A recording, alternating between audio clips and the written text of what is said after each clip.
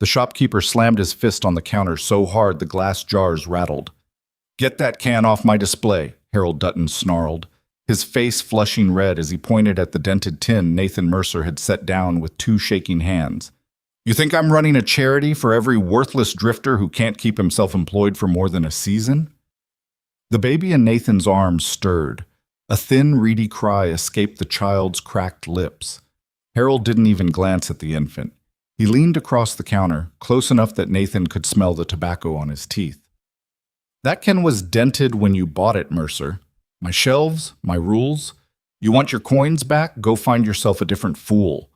Every person in that store heard it. Not one of them moved. If the story already has you gripping your seat, hit that like button right now and drop your city or country in the comments. I want to see how far this story travels. And if you don't want to miss what happens next, subscribe and follow along, because the stories we tell here don't pull any punches. Now let's go back to Silver Creek, 1888, and find out what one woman did that nobody in that town ever forgot. The morning Nathan Mercer walked into Dutton's general store, he hadn't eaten since the previous afternoon. He had saved the last of his food for Owen, a thin porridge of oats and water that the baby had taken reluctantly, his mouth working at the spoon with the listless effort of a child too tired to be hungry. Owen was 6 months old and had been small since birth, arriving early into a world that hadn't been particularly kind to either of them since. He had his mother's jaw and the same way of going very quiet when things got bad, which Nathan had always found both comforting and frightening in equal measure, because Alice had gone quiet like that in the end too. Nathan didn't let himself think about Alice much. There wasn't time for it, and grief had a way of making a man stand still when he needed to keep moving. He'd lost the logging job on Tuesday. Foreman hadn't even looked at him when he said it. Just told him the crew was cutting to half wages and half men, and that Nathan was among the half going home. 23 men had been let go that morning from the Silver Creek Lumber Company, and not one of them had been given a reason beyond the flat arithmetic of the books. Nathan had stood in the yard for a moment with sawdust still in his collar, looking at the mountains going purple in the early cold, and then he'd picked up his jacket and walked back down the hill to the boarding house where he and Owen lived, in a room barely large enough to turn around in. He had 63 cents. He'd counted it twice on the table while Owen slept, lining up the coins in a careful row the way his father had taught him to count money. Always touch each one, don't just look. 63 cents and 3 items he needed before the week was done. The tin of infant milk he'd purchased 6 days ago from Dutton's store, which was already nearly empty and would run out before the weekend. Enough firewood to make it through the dropping temperatures, because the forecast nailed to the post office wall said a hard cold was coming down from the north by Thursday, the worst in recent memory, according to the old trapper who'd posted it with the grim authority of a man who'd been wrong before, but not often. And food for himself, which was the last priority, but still a priority, since Owen needed Nathan functional. He couldn't afford all 3. He'd sat with the math until it gave him the same answer every time. The tin of infant milk had cost 22 cents. If he returned it, if Dutton refunded it in full, he'd have 85 cents, which was enough to buy a small bundle of hardwood from the mill outlet on Creek Road and 2 days of food for himself. Owen still had 3 or 4 days of milk left in the dented tin, and if Nathan stretched it with a little warm water the way Mrs. Pelham next door had shown him in a pinch, maybe 5. 5 days was enough time to find something. He was good with his hands, had always been good with his hands, and Silver Creek had a railroad depot and a livery stable and a dozen places that needed wood split and fences mended and roofs checked before the hard weather came. 5 days was enough. That was the plan. It wasn't a good plan. It was the only one. He wrapped Owen in both the blankets they owned, the good one around the baby's body, and the older frayed one around the outside of that, tucked under and tied with a length of twine across his chest. And he picked up the dented tin and walked the 6 blocks to Dutton's general store in the kind of cold that made your ears hurt before you'd gone 20 feet. The store was warm. That was the first thing he noticed, and he hated himself a little for noticing it. Hated how his body responded to the warmth, shoulders dropping, the tight knot between his ribs loosening almost involuntarily. It smelled of dried herbs and coffee grounds, and the sweet, sharp scent of barrel pickles, and for a moment Nathan stood just inside the door, letting Owen settle against his chest, the baby's breath coming in small white puffs in the cold that still clung to their clothes.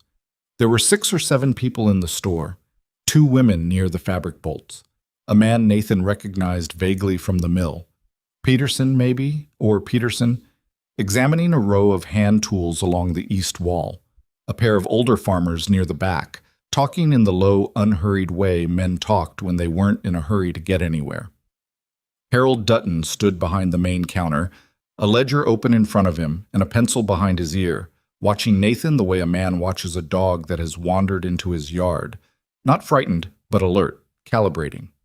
Nathan walked to the counter. He set the tin down carefully, label facing up. "I need to return this," he said. "I bought it 6 days ago. I still have some left.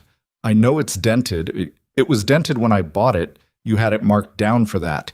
But I need the 22 cents back. I'm in a tough spot." Harold Dutton looked at the tin.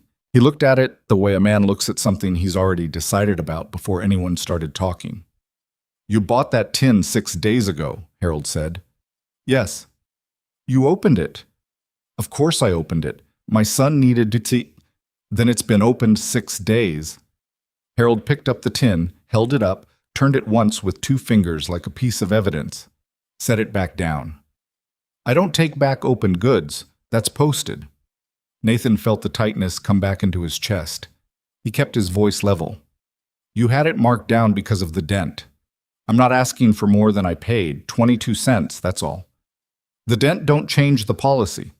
Harold pulled his ledger back toward him. "Opened goods don't come back. I can't resell that. It's barely used. There's at least 3 days of milk left in it." "Then use it." Harold picked up his pencil. Something shifted in the store. The sound of the 2 women by the fabric bolts went quiet. Nathan was aware of it the way you're aware of a change in wind before you understand what it means. "Mr. Dutton," Nathan said. He set his hand flat on the counter. Not a threat, just a way of steadying himself. "I lost my job Tuesday. I've got 63 cents. I need firewood before this cold front comes in, and I need food. I'm not asking you for anything extra. I'm asking for what I paid." Harold Dutton put down his pencil. He looked at Nathan with an expression that had something theatrical in it, the expression of a man who had decided to make a point and wanted an audience for it. "Let me ask you something, Mercer." His voice had gone up slightly, carrying now not just to Nathan, but to the room. "How long have you been in Silver Creek?" Nathan said nothing. 8 months? 9? Came up here for the logging work. Took a room at Pelham's boarding house, that right? Harold's eyes swept the room, briefly, confirming he had his listeners. "You come into my store, you buy at my prices. You take my credit when the logging work was thin in October. Yes, I remember, $2.30, paid back slow. And now you want to stand here and tell me I owe you a refund on an open tin because your employment situation didn't work out?" He said the last part the way some men say certain words, with a particular weight on it meant to communicate that the situation was not merely unfortunate, but was, in some fundamental way, the man's own fault. Owen made a sound. Not a cry, just a sound, something between a breath and a syllable. The kind of noise a small child makes when something in the temperature, the air, or the vibration of voices around them changes, and they haven't yet decided how to feel about it. Harold glanced at the baby. Then he looked back at Nathan. "You're living on the goodwill of this town," he said, "but goodwill isn't a savings account. It runs out." Nathan felt something move through him that he had to be very careful with. It started low, near his stomach, and it was not sadness. He breathed through it. "I'm asking for 22 cents, he said quietly. "That's all. And I'm telling you my policy. No returns on opened goods." Harold picked his pencil back up. "Now, if you're not buying something, I've got accounts to settle." The room was very quiet. Nathan stood at that counter for what felt like a long moment, but was probably only a few seconds, his hand still flat on the wood, Owen breathing against his chest. He looked at Harold Dutton's face and understood with a clarity that was almost calm that the man was not going to move. It wasn't about policy. Harold Dutton was the kind of man who needed, occasionally, to demonstrate the shape of the world to people he considered below him, and Nathan had walked in at the right time and in the right condition to serve that demonstration. He picked up the tin. He turned to go. There it is, Harold said, not to Nathan, to the room. Pride of a man who can't feed his own child. The words landed the way they were intended to land, and Nathan stopped walking. He stood with his back to the counter for a moment. Owen was very still against him, both small fists curled tight against Nathan's shirt. The store was absolutely silent now. Not the natural quiet of people going about their business, but the held breath quiet of people who are watching something and have decided not to involve themselves. Nathan turned back around slowly. He looked at Harold Dutton. He looked at him for long enough that the older man's smirk shifted, just slightly, toward something less certain. My son's name is Owen, Nathan said. He's 6 months old. His mother died 10 weeks after he was born.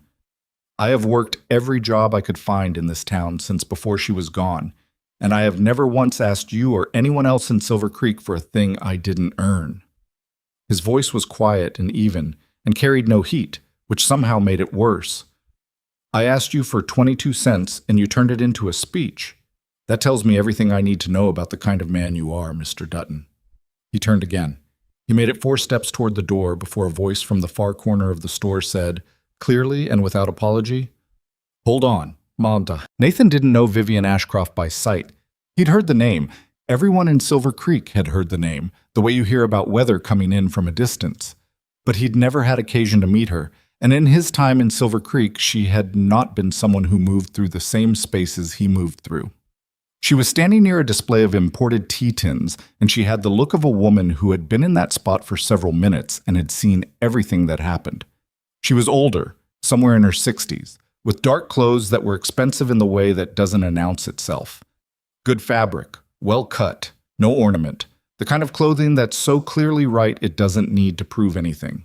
She had sharp eyes and a stillness about her that Nathan later tried to describe to himself and could only articulate as the quality of someone who had long ago stopped performing for anyone in any room. She walked to the counter. She did not hurry. She opened her small purse and set 2 dimes and 2 pennies on the wood in front of Harold Dutton, and she did not look at Nathan when she did it. "There's his 22 cents, she said to Harold. "Ring it back against whatever ledger you need." Harold Dutton stared at the coins. "Mrs. Ashcroft, I'm not finished."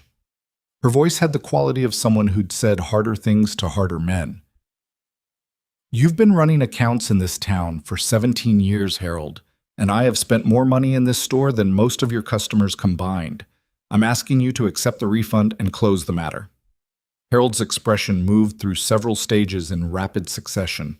Surprise, calculation, the specific humiliation of a man who has been publicly maneuvered by someone he cannot afford to alienate. He picked up the coins.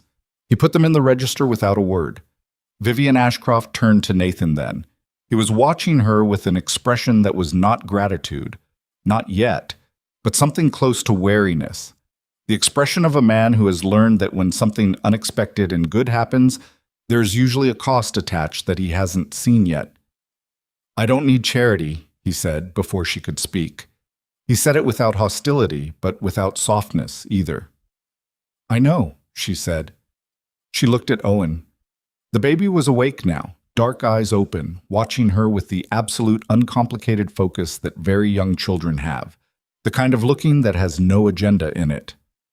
"How old?" she asked. 6 months. She nodded. She reached into her purse again and Nathan tensed visibly, and she saw it and stopped. She looked at him directly. "I'm not going to hand you money," she said. "You've already made that clear, and I respect it. But I would like to speak with you outside if you're willing." Nathan looked at her. He looked at the coins sitting on the counter between them, and he looked at Owen, and he thought about the firewood and the 5 days and the plan that had just been dismantled by Harold Dutton's particular need to demonstrate something. "All right," he said. They walked out together into the cold. The street outside Dutton's general store was busy in the mid-morning way of frontier towns. Wagons, foot traffic, the sound of a hammer somewhere above them, the smell of horse and mud and wood smoke. Nathan stood on the boardwalk with Owen held against his shoulder and waited. The cold came back immediately, and he adjusted the blanket around the baby's head without thinking about it, a practiced movement. Vivian Ashcroft stood a few feet from him and looked up Creek Road toward the mountains, The way people look at familiar things when they're deciding how to begin something. "You're Nathan Mercer," she said. "You worked the Silver Creek lumber crew." "Until Tuesday." "The cut." She nodded. "I heard. Half the crew." She looked at him. "Do you have work lined up?" "I'll find something." "That's not what I asked." He paused. "No," he said. "Not lined up. I've got options." "What kind?" He studied her. "Why?" She was quiet for a moment. The cold moved between them, and Owen shifted against Nathan's shoulder, making the small sound he made when he was starting to get hungry. "I have a property on the North Slope," Vivian said. "Mountain estate. 300 acres. I've been living in the main house, which is more rooms than one person requires, and I have had a caretaker's cottage on the east edge of the property that has been unoccupied for 4 years. She paused. "The cottage needs work. The orchards need work. Most of the outbuildings need, at minimum, a serious inspection and more likely significant repair. I've been putting it off because—" She stopped, started again. "I've been putting it off." Nathan waited. "I need someone who can do that work," she said. "Not a crew. One person who knows land and can be trusted with a property. The position includes use of the cottage while the work is being done, and I would pay weekly wages. Fair wages, not a favor." She said the last 3 words with a slight emphasis that told him she had read him correctly in the store. Nathan looked at her for a long time. The wind pushed down from the mountains, carrying the smell of snow that hadn't fallen yet. "Why me?" he said. "Because you walked out of that store just now with more dignity than most men walk into it with," Vivian said simply. "And because you put that child first every second of what I watched in there, and that's not as common as it ought to be." Nathan looked at Owen. Owen had his mouth turned toward Nathan's collar, searching. "The cottage," Nathan said. "It's livable?" "It will be, once you've worked on it. There's a root cellar in good condition, sound walls, the roof wants patching. A week's work would make it comfortable. And the wages. $9 a week," she said, "plus materials for whatever the property needs." It was fair. It was more than fair. $9 a week was more than he'd been making at the mill when the work was good, and the mill work had required him to find his own lodging. He knew it was more than fair, and he knew that she knew it was more than fair, and that knowledge sat between them like a question he needed to answer. "I need you to understand something," he said slowly. "I work for what I take. I don't want extra. I don't want anything that isn't attached to real work done. I understand that. If I'm not earning the wage, I want you to say so." "I'll say so." He shifted Owen to his other shoulder. The baby had gone quiet again, the temporary quiet of a child who has found something to look at, a button on Nathan's coat, or the quality of light, or something only infants can see. "I'd need a couple of days before I can start," Nathan said, "to settle the room situation and sort my—" "You'd need firewood tonight," Vivian said, "before the cold front." He looked at her. "I have a wagon," she said, "and a man who drives it. He can take you home with what you need today. The wood would come off your first week's wages." She said it before he could object, and she said it in a tone that was not generous so much as businesslike, the tone of a woman closing a transaction, not offering a gift. Nathan understood the distinction. He thought she had made it deliberately. "All right," he said. She extended her hand. He shook it. Her grip was firm and direct, and she let go quickly, no lingering in it. "Can you be at the north gate of the Ashcroft property by 7 tomorrow morning?" she asked. "Yes." "I'll have coffee," she said. "For both of us. Black, unless you take it differently." "Black's fine." She nodded, a single small motion. Then she looked at Owen one more time, that same look the baby had given her, open and without agenda. And she turned and walked back into Dutton's store, presumably for whatever she'd originally come in for. Nathan stood on the boardwalk in the cold and watched her go. He didn't know what to make of Vivian Ashcroft. He didn't know if this was the beginning of something solid or the beginning of a new kind of problem.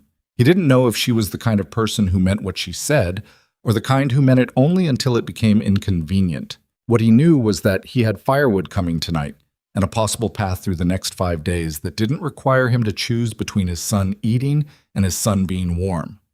He tucked Owen tighter against his chest and started walking back toward the boarding house. Owen put one small fist against Nathan's jaw, the way he did sometimes, like he was checking that his father was still there. Nathan put his hand over the tiny fist and kept walking. 1. The wagon arrived at Pelham's boarding house at 4 in the afternoon, driven by a quiet older man named Gus, who said approximately 8 words during the entire transaction and moved hardwood like he'd been doing it since before Nathan was born. Together they stacked it under the overhang off the back of the boarding house. Not Nathan's to keep, technically, since it was Pelham's property, but Mrs. Pelham had come out midway through the stacking and said simply, "You stack it where it'll do you good," which Nathan took as permission. It took 40 minutes. When they were done, Gus handed Nathan a folded piece of paper. On it, in a clear and unhurried hand, "Wages begin tomorrow. The wood comes off the first week at cost, not markup. VA." Nathan folded the paper and put it in his shirt pocket. Inside, he fed Owen from the tin, properly this time, without watering it down because there was now a next week, and sat beside the small stove in their room while the baby ate, watching the light change on the wall and thinking about a woman who had walked into a hardware store and somehow seen him clearly enough to know exactly where to put the line between help and charity. He wasn't sure he trusted it.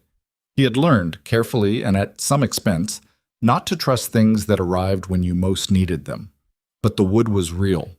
The stacked cords outside were real, and the cold was coming in off the mountains tonight, and Owen was eating, and whatever Vivian Ashcroft's reasons were, whatever the shape of this arrangement turned out to be, Nathan had 7 tomorrow morning to find out. He made himself eat something. He sat with Owen until the baby finally fell asleep, one fist still curled, as always, like he was holding on to something he couldn't quite name. Nathan banked the stove carefully. He checked the window latch.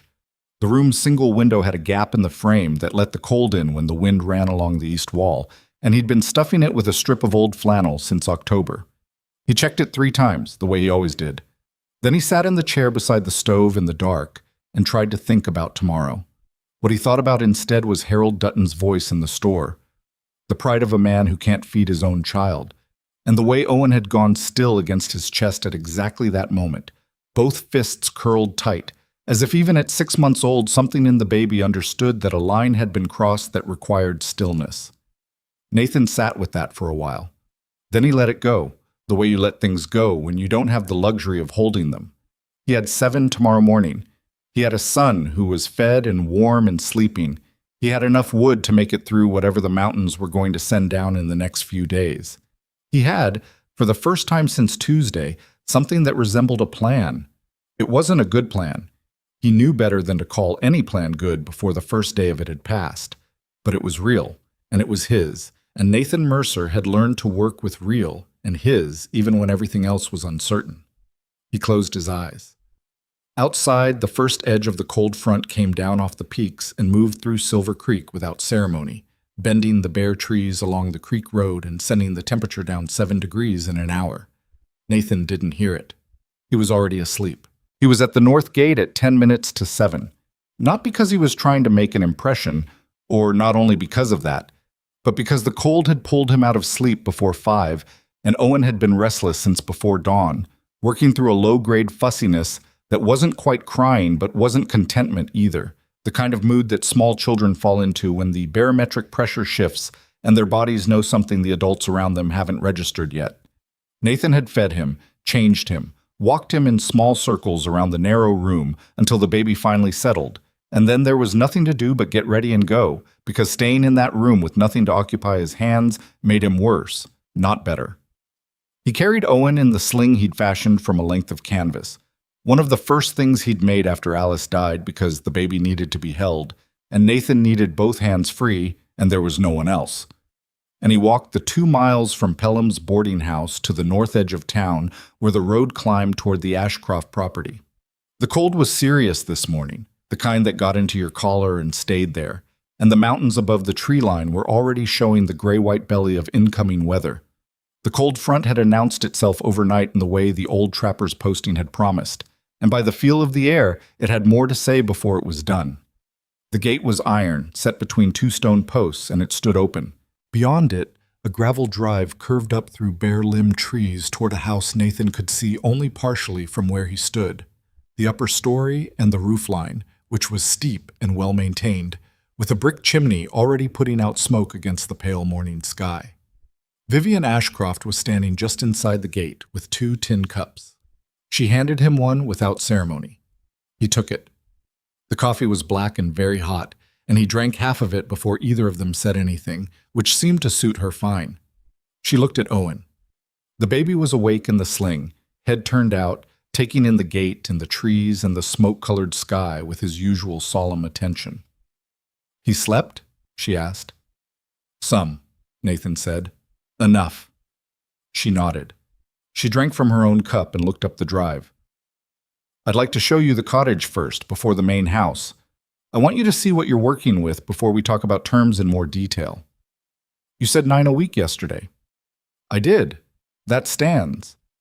She glanced at him. "I meant the scope of the work. So you can tell me if what I'm describing is reasonable or if I've lost track of what a person can actually do." That surprised him slightly. He hadn't expected her to leave room for that kind of objection. They walked up the drive together, not quite side by side. She set the pace and he matched it, and Owen watched the trees go past with his fists against Nathan's chest. The Ashcroft estate was, by any measure, significant. Nathan had known that much from reputation, but reputation in a small frontier town tends to either inflate or diminish, and he'd learned not to trust either direction until he saw a thing himself. What he saw now was 300 acres of mountain land that had once been worked hard and well, and had, in the last several years, been allowed to rest in the particular way of things that are not quite neglected but are no longer attended to with the focus they require. The fencing along the upper pasture was sound but needed checking. The orchard that came into view as they rounded the main house was dormant for winter, but he could see even from a distance that it had the pruned shape of trees someone had known how to keep, with deadwood accumulating in the upper branches the way it did when the pruning stopped. The irrigation channels that ran down from the higher elevation were crusted with ice at the edges and would need clearing before the spring thaw made that problem urgent. None of it was ruined. All of it needed a person. The cottage was at the east edge of the property, set back from the tree line in a small clearing that in warmer months would have had a view down into the valley. It was a one-story structure, stone foundation, wood frame, with a covered porch that had lost 2 of its supporting posts sometime in the last few years and was listing slightly but not dangerously. The roof had patches where Nathan could see from the ground that the shingles had slid or split, and one of the 2 front windows was covered with oilskin where the glass had broken at some point and not been replaced. But the walls were plumb. He checked that first because walls told you what a building was made of in a way the surface details didn't. These walls were plumb, and when he pushed on the front door frame, it didn't flex. "Sound bones," he said, almost to himself. "That's what I thought," Vivian said, "but I'm not a builder." He walked the outside perimeter while she waited on the porch. He checked the foundation stones, the roof line from the outside, the state of the door and window frames. He went around back and looked at the root cellar door, which was heavy oak and in good shape, and the small outbuilding behind the cottage that had been a woodshed and still had the structure for it, just no wood. When he came back around front, she was watching him with the same quality of attention she'd had in the store. Not impatient, not performing patience, just actually waiting. "A month's solid work on the structure," he said.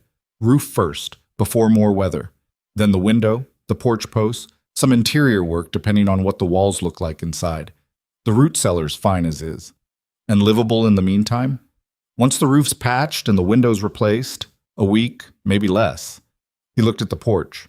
"I'd want to fix the post before I let Owen crawl anywhere near it, but that's not a structural emergency." Vivian looked at the listing porch, and then at Owen, who was looking at the porch too with his usual unfocused baby gravity. "He's not crawling yet," she said. "No, but he will be." Nathan said it the way fathers say things about their children's futures. As a fact, not a hope, because hoping felt too fragile, and so you stated it as certainty and hoped that was enough to make it true. Vivian was quiet for a moment, then, "Come inside. I want you to see the kitchen situation before you commit to anything." The inside of the cottage was cold and smelled of old wood and the particular dusty silence of closed spaces. Someone had left a chair near the fireplace and a tin wash basin on the kitchen shelf, and those two objects in the otherwise empty rooms gave the place the slightly melancholy feeling of a place where a life had been interrupted rather than finished. The fireplace itself was in good shape. Nathan checked the flue while Vivian stood in the kitchen doorway, and the draw was clean. No blockage, no animal nesting, which was the thing he'd been most worried about. "Who lived here last?" he asked. "My husband's caretaker," Vivian said. "Man named Horace. He retired when my husband died. That was 4 years ago." She said it without particular inflection, the way people refer to facts that have had long enough to stop cutting as sharp.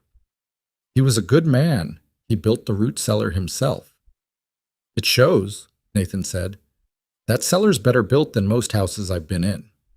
Something moved in her expression briefly that he didn't try to read.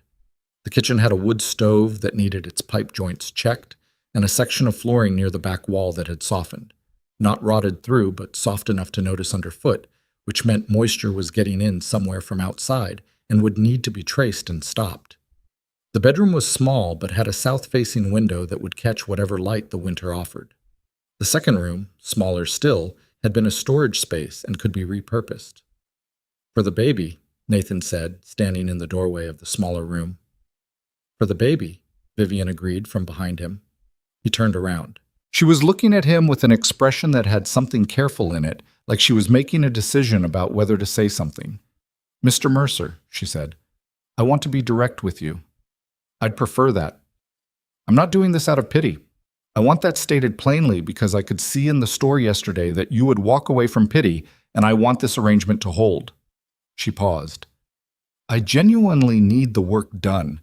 This property was my husband's life's work, and I've been allowing things to slide that shouldn't slide, and I am aware of that. And I need someone with capable hands and some judgment to fix what's been let go."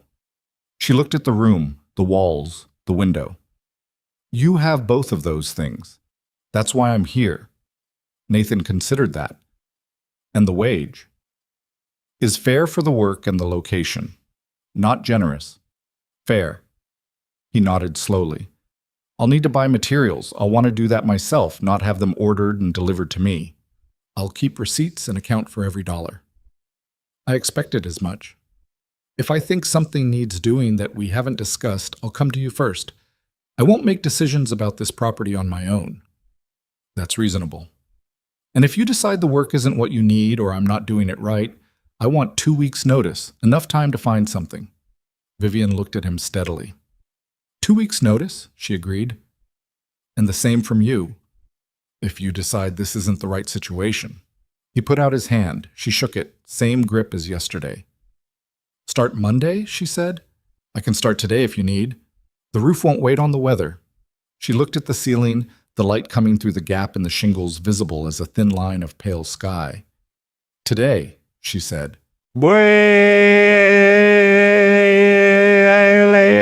He started with the roof. Not because it was the most urgent in absolute terms. The window was letting cold in too, and the soft flooring in the kitchen needed attention before a hard frost made it a real problem. But because a bad roof was a roof that got worse every day you didn't address it, and the storm building over the mountains was not going to give him the 2 or 3 days he might have wanted. Gus, the quiet man who delivered the firewood, turned out to also be the property's general handyman and the person who knew where every tool and piece of stored material on the estate was kept. He appeared at the cottage mid-morning without being summoned, carrying a ladder and the expression of a man who has been watching roofs for long enough to know one that needs attention from a quarter-mile away. He set up the ladder, climbed it without comment, came back down, said, "South pitch is worse," and went to get more shingles from the equipment barn. Nathan worked alongside him. Gus was not a talkative man, but he was precise, and there was a rhythm to working with someone precise that Nathan found easier than conversation. So they went up and down in a kind of wordless efficiency while Owen slept in the cottage below, in the nest of blankets Nathan had arranged near the fireplace, which he'd lit first thing after checking the flue. He checked on the baby every 20 minutes. Gus clocked this the first couple of times without comment. On the third time, as Nathan came back up the ladder, the older man said simply, "My wife used to do the same thing with our youngest, 20 minutes on the dot. Does it show? Nathan said. Only that you're counting it, Gus said, and went back to working. By mid-afternoon, the south pitch was done and half the north. The oilskin on the window had been replaced with proper glass from the equipment barn's inventory. Vivian kept materials in better supply than the condition of the cottage suggested, which told Nathan something about the kind of disorganization he was dealing with, the kind that comes from grief rather than neglect. When you had the resources but couldn't make yourself use them, that was a different problem than simply not having what you needed. Owen woke up once in the afternoon, thoroughly unhappy about something Nathan couldn't immediately identify. He came down from the roof with mud on his knees and sawdust on his face and spent 15 minutes walking the baby in circles in the kitchen until the unhappiness resolved itself into a wet diaper, and then hunger, and then a long, contented silence.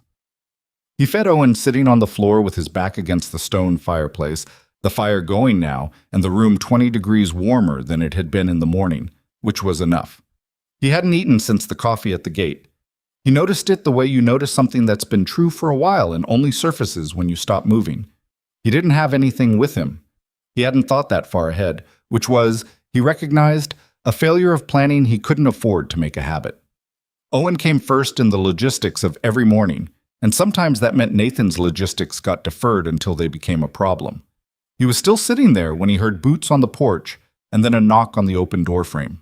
Vivian Ashcroft stood at the door with a covered basket. She looked at him, sitting on the floor, baby in his lap, fire going, the cottage already noticeably more itself than it had been this morning, and she held up the basket. I had Mrs. Garfield put together a midday meal, she said. For both of us. There's enough. He started to say something. It's not charity, she said, before he could. You've been working my roof since 8 this morning, and it's past 2. A fed worker works better than a hungry one. That's just practical. He looked at her. She looked at him. All right, he said. She came inside and sat in the chair, the one that had been left behind by the previous occupant, and opened the basket, and they ate in the cottage together while Owen sat between them on the floor studying the fire with the sustained focus he brought to everything, and outside the sky over the mountains darkened 2 shades toward the weather that was definitely coming now. And Gus kept working on the north pitch overhead with the sound of nails going in steady as a clock. Vivian ate with the practical efficiency of someone who didn't make food into a performance, which Nathan appreciated. She asked him questions about the roof, about what he'd found, about the kitchen floor situation, and she listened to the answers in the way people listen when they're actually tracking the information rather than just waiting for their turn to speak. The soft patch in the kitchen, Nathan said. There's water getting in from outside somewhere, probably at the foundation seam on the back wall. I want to take a look tomorrow before anything else. What does it mean if it's the foundation seam? Means I need to repoint the mortar on that section and add a drainage channel to redirect runoff. Not complicated, but specific. Can you do it? Yes, she nodded. Then do it. Owen reached out and grabbed the edge of the blanket spread under him and pulled it toward himself with considerable determination, the way he did when he was working on something motor-related that he couldn't quite execute yet. Nathan watched him without intervening. Let him work it out. Vivian was watching too. He's got your jaw, she said. Nathan looked at her, surprised. The set of it, she said, when he's concentrating. He looked back at Owen. He didn't know what to say to that, so he didn't say anything, and after a moment Vivian let it go and asked him about the porch posts, and they talked about that instead. The cold front came in hard on Thursday night, the way the posting had warned, dropping temperatures past anything the current week had prepared people for. Nathan was in the cottage by then. The roof was done, the window was solid, the kitchen floor's moisture problem had been sourced to a cracked drainage stone and addressed, and he'd made the cottage as tight as he could, which was tight enough.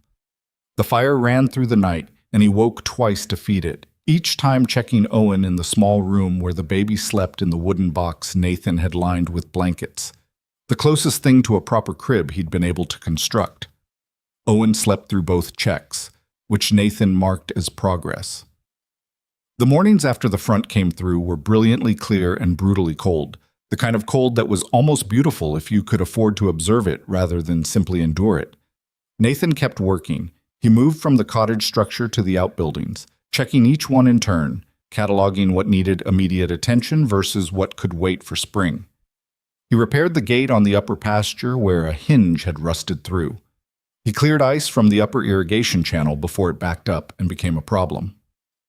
He found 2 fence sections in the north pasture that had come down under the weight of fallen branches and set them back in the post holes, which were still good. He kept receipts for everything, as he'd said he would. At the end of each week, he sat at the table in the cottage's kitchen and totaled them up against what Vivian had given him for materials, to the cent, and left the accounting on the table for her review. She never questioned the numbers. He wasn't sure whether that was trust or disinterest, and it bothered him slightly that he couldn't tell, so on the 3rd week he mentioned it directly. "You've never looked at the receipts," he said. They were in the orchard, walking the row of apple trees that would need the most extensive pruning in late winter. Vivian came to the property most mornings. She'd told him on the 2nd day that she found it easier to work on correspondence and accounts at the cottage than at the main house, which had too many rooms and not enough noise, and Nathan had realized she meant Owen, though she didn't say so directly. She looked at him. "I have looked at them. You've never said anything. I check them in the evening after I take them up to the house." She stopped at a tree and ran her gloved hand along a branch, the way you check the wood's condition. "They're accurate, to the penny. Every time." "Yes." "So you did expect me to steal," he said. "Not with heat, just naming the thing." She looked at him. "I didn't expect you to. I wanted to be certain." She paused. "That's not an insult. That's just how I've run my affairs since Edmund died.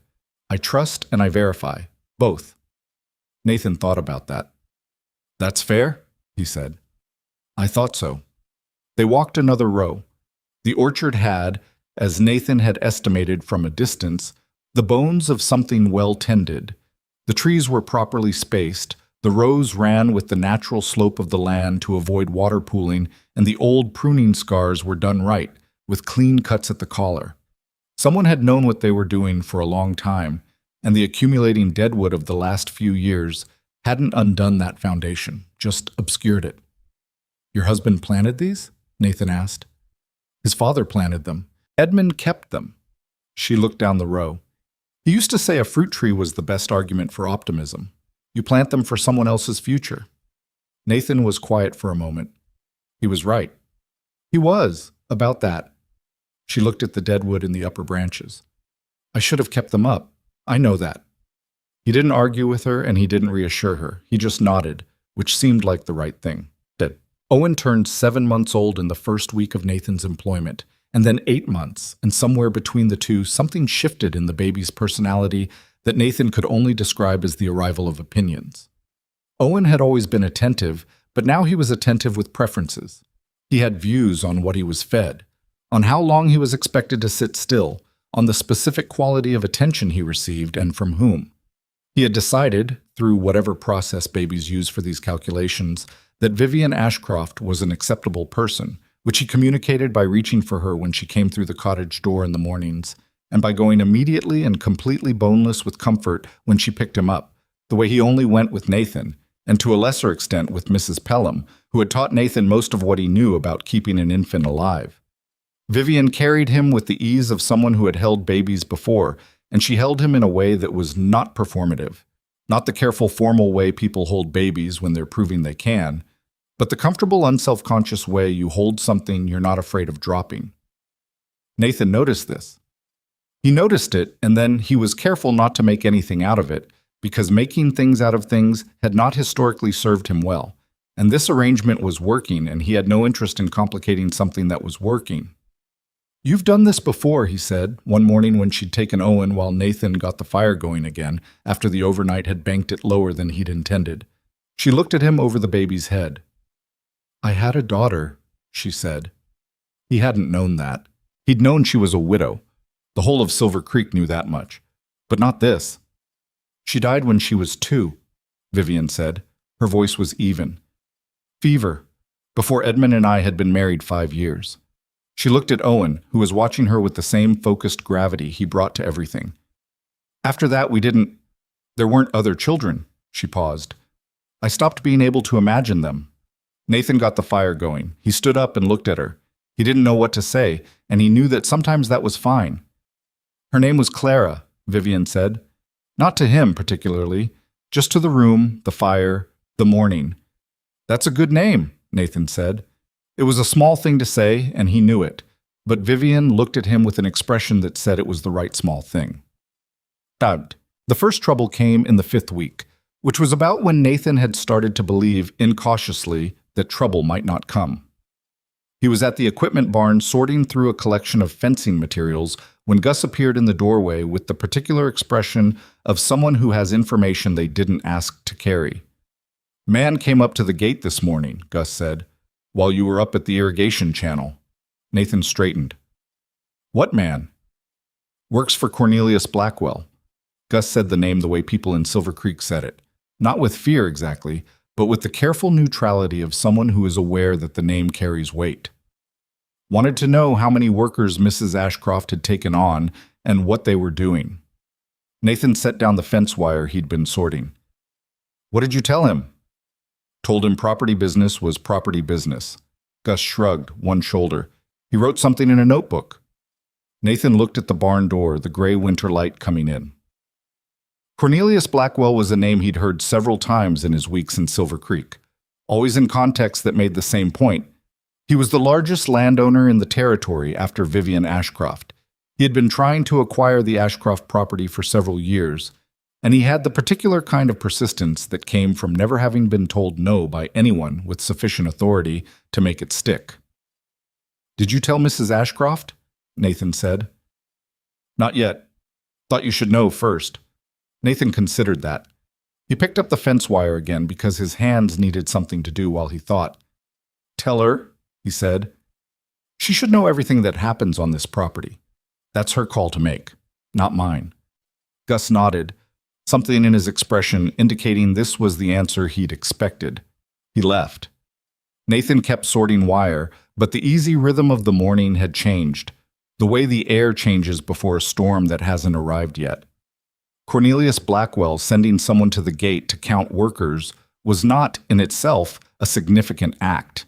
It was the kind of small, probing move that certain men made when they were building a case for something, gathering information before deciding what to do with it. Nathan had seen that pattern before, in the mill, in the lumber company, in the particular dynamic of workplaces where someone with power decides they have a grievance with someone who doesn't. He didn't know yet what Blackwell intended, but the notebook bothered him. A man who sent a proxy to ask questions and wrote the answers in a notebook was not a man who was simply curious. He was a man who was building something. Nathan finished sorting the wire, coiled it the right way, put it where it belonged, and went to find Vivian Ashcroft. She was at the cottage, as usual, working through her correspondence at the table while Owen slept in his room. She looked up when Nathan came in, read something in his face, and set down her pen. He told her about the gate. She listened without interrupting, which he had come to understand was simply how she absorbed information, all the way through first, then response. When he finished, she was quiet for a moment. Cornelius has had his eye on this property for 3 years, she said. He made an offer 6 months after Edmund died. A low offer, framed as a favor. Her voice had a precise quality, like someone giving a legal statement. I declined. He made another offer 18 months later. Also declined. Last spring, his attorney sent a letter suggesting that a property of this size was, and I believe the word was impractical, for a woman managing alone. And you? I wrote back that I would manage my own practicality. Thank you. She picked up her pen and then set it back down. He's been looking for an angle since then, something to use. She looked at Nathan directly. You are, I imagine, quite a convenient angle. He absorbed that. A penniless laborer living on the property of a wealthy widow. The story writes itself, she said, not with bitterness, with the steady clarity of someone who has already thought it through. He'll suggest you're taking advantage of my generosity, or that my judgment has been compromised, or both. Is there anything in your arrangement with me that could be challenged legally? Not if it's properly documented, she said. Which it isn't at present. We have a handshake agreement. Then we should fix that. She looked at him. You're suggesting a contract. I'm suggesting that if Cornelius Blackwell is building something with a notebook, we should have something more solid than a handshake to put against it. He met her eyes. I want this to be clean. I want every term written down and witnessed, so that whatever he says about this situation, the facts are available to anyone who wants to look at them. Vivian was quiet for a long moment. She looked at the table, the correspondence, the pen. That would require an attorney, she said. Do you have one? Yes. Robert Hale, in town. He handled Edmund's estate. She paused. He's a careful man, and he's not beholden to Blackwell, which in this town is worth noting. Then let's get it done, Nathan said. This week, if he's available. She looked at him with an expression he was starting to learn. Not quite surprised, but the look of someone recalibrating. He'd seen it a few times. When he'd offered to start work the same day she offered the job, when he'd brought up the receipts, when he'd spoken about Owen's porch the way he'd spoken about it. You could just keep working, she said, quietly. Most men in your position would. I know, Nathan said. But I'm not trying to keep a low profile. I'm trying to earn what I'm earning and not give anyone a legitimate reason to say otherwise. There's a difference. Vivian studied him for a moment longer. Then she picked up her pen and wrote a name on a piece of paper and slid it across the table. Robert Hale, she said. I'll send him a note today.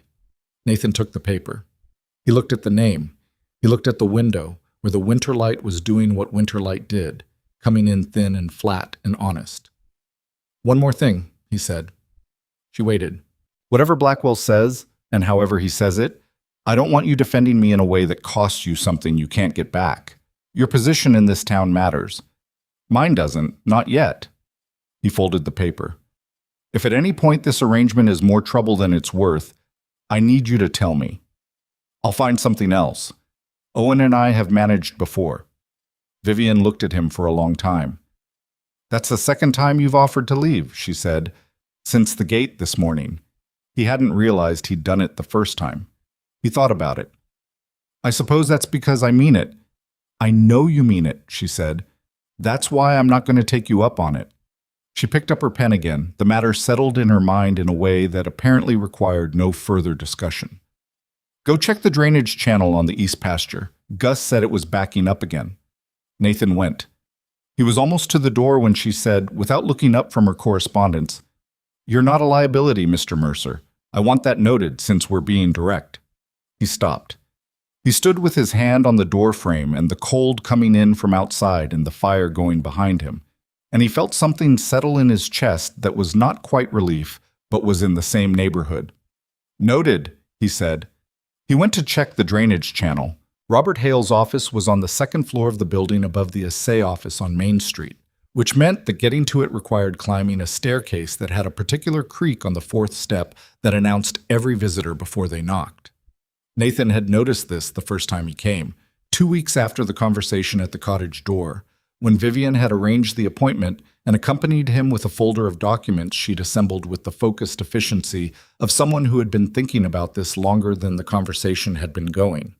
Hale was a thin man in his 50s with the kind of face that gave very little away, which Nathan had initially mistaken for indifference, and later understood was simply the professional habit of a man who had spent decades listening to people tell him things they needed kept confidential. He had reviewed the terms Nathan and Vivian described, asked a series of precise questions about the scope of the work and the duration of the agreement, and then drafted a document that Nathan read through twice before signing because he read everything twice and he wasn't going to stop doing that for a lawyer's convenience. The contract was clean. 5 years, as Vivian had described in the store that first morning, though that conversation felt considerably further away than 6 weeks now. Nathan would lease the caretaker's cottage and the East Orchard parcel for a nominal annual sum. In exchange, he would perform the specified restoration work on the property, with all materials accounted for and wages paid weekly at the agreed rate. At the conclusion of the 5-year term, provided the work had been completed in good faith and the property maintained to a reasonable standard, Nathan would have the right to purchase the cottage and the adjacent 12 acres for $1. $1. Nathan had stared at that clause for a moment. She insisted on that specific amount, Hale said, watching him. I know, Nathan said. He looked at Vivian, who was examining a print on the wall with an expression that had decided not to be part of this particular moment. It's generous, he said. It's a fair price for 5 years of competent labor on a remote property, she said to the print, if you complete the work. When I complete the work. She turned her head and looked at him. When, she agreed. He signed the document. She signed it. Hale witnessed it and filed a copy with the county records office that same afternoon, which meant that whatever Cornelius Blackwell had been writing in his notebook since the morning at the gate, he was now writing it against a recorded legal agreement between a property owner and her employee. That was a different kind of problem for him to manage. Nathan walked out of Hale's office into the sharp February air and stood on the boardwalk for a moment, feeling the weight of what he'd just signed. Not the burden kind of weight, but the solid kind, the kind that means something is real. 6 weeks ago, he'd had 63 cents and a dented tin of infant milk and the precise experience of being publicly mocked by a man who thought that circumstance was the same thing as character. He breathed the cold air in. Then he went to pick up Owen from Mrs. Pelham, who had watched the baby during the appointment, and he carried his son back through Silver Creek toward the North Road. And he did not look at Dutton's General Store as he passed it, because some things you let go not because they don't matter, but because holding them costs more than they're worth.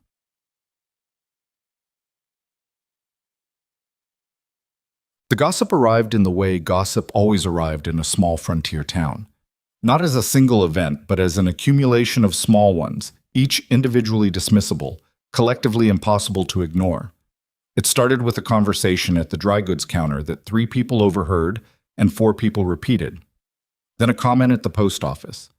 Then something that Reverend Marsh's wife said at a quilting circle that she later claimed had been misunderstood, though the 2 women she'd said it to didn't seem to have misunderstood it at all. By the end of February, the shape of what was being said about Vivian Ashcroft and the man she'd installed in her caretaker's cottage had become clear enough that Vivian herself couldn't pretend she wasn't hearing it, though she tried for about a week before she stopped trying. They're saying I've lost my judgment, she told Nathan one morning. She said it without preamble, setting down her coffee with the decisive motion of someone putting a thing on the table in order to deal with it. They're also saying other things, but that's the one that's meant to be taken seriously. Nathan was at the workbench he'd set up along the cottage's east wall, fitting a new hinge on a cabinet door. He didn't look up immediately. Who's they? Cornelius Blackwell's people to begin with, and then the people who repeat things without thinking about why they're repeating them. She paused. Which is most people, most of the time. What exactly are they saying? He straightened the hinge, checked the alignment. That a grieving widow has taken in a penniless stranger and his infant and given him a home and wages, and that this speaks to a compromised state of mind. Her voice was controlled but had something tight in it. There are implications about my emotional state and my capacity to manage the estate. There are also implications about the nature of about what they imagine our arrangement to actually be. Nathan set down the hinge and turned around. Vivian was sitting at the table with her hands around her coffee cup and an expression that was not distress exactly, but was not its ordinary self either. She had the look of a woman who had been managing something alone for long enough that managing it had become automatic, and now something had arrived that her automatic management wasn't quite adequate for. And Blackwell? Nathan said. His attorney sent a letter to Hale last week. A very polite letter. She set down the cup. Suggesting that the arrangement I've entered into may be evidence of diminished capacity, and that Cornelius, as a concerned member of the community, would be prepared to take on the burden of managing the estate on my behalf to protect my interests. The specific quality of that phrasing sat in the air between them. Diminished capacity, Nathan said. Yes. He wants to have you declared incompetent to manage your own property. He wants to use the threat of that to make me sell, she said. The actual legal case would be difficult to make, he knows that.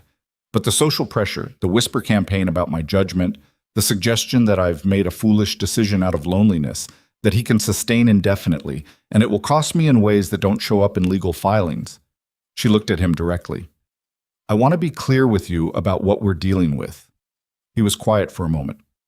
How long has he been at this? He started positioning himself 3 years ago, when Edmund's illness became serious. He's been patient.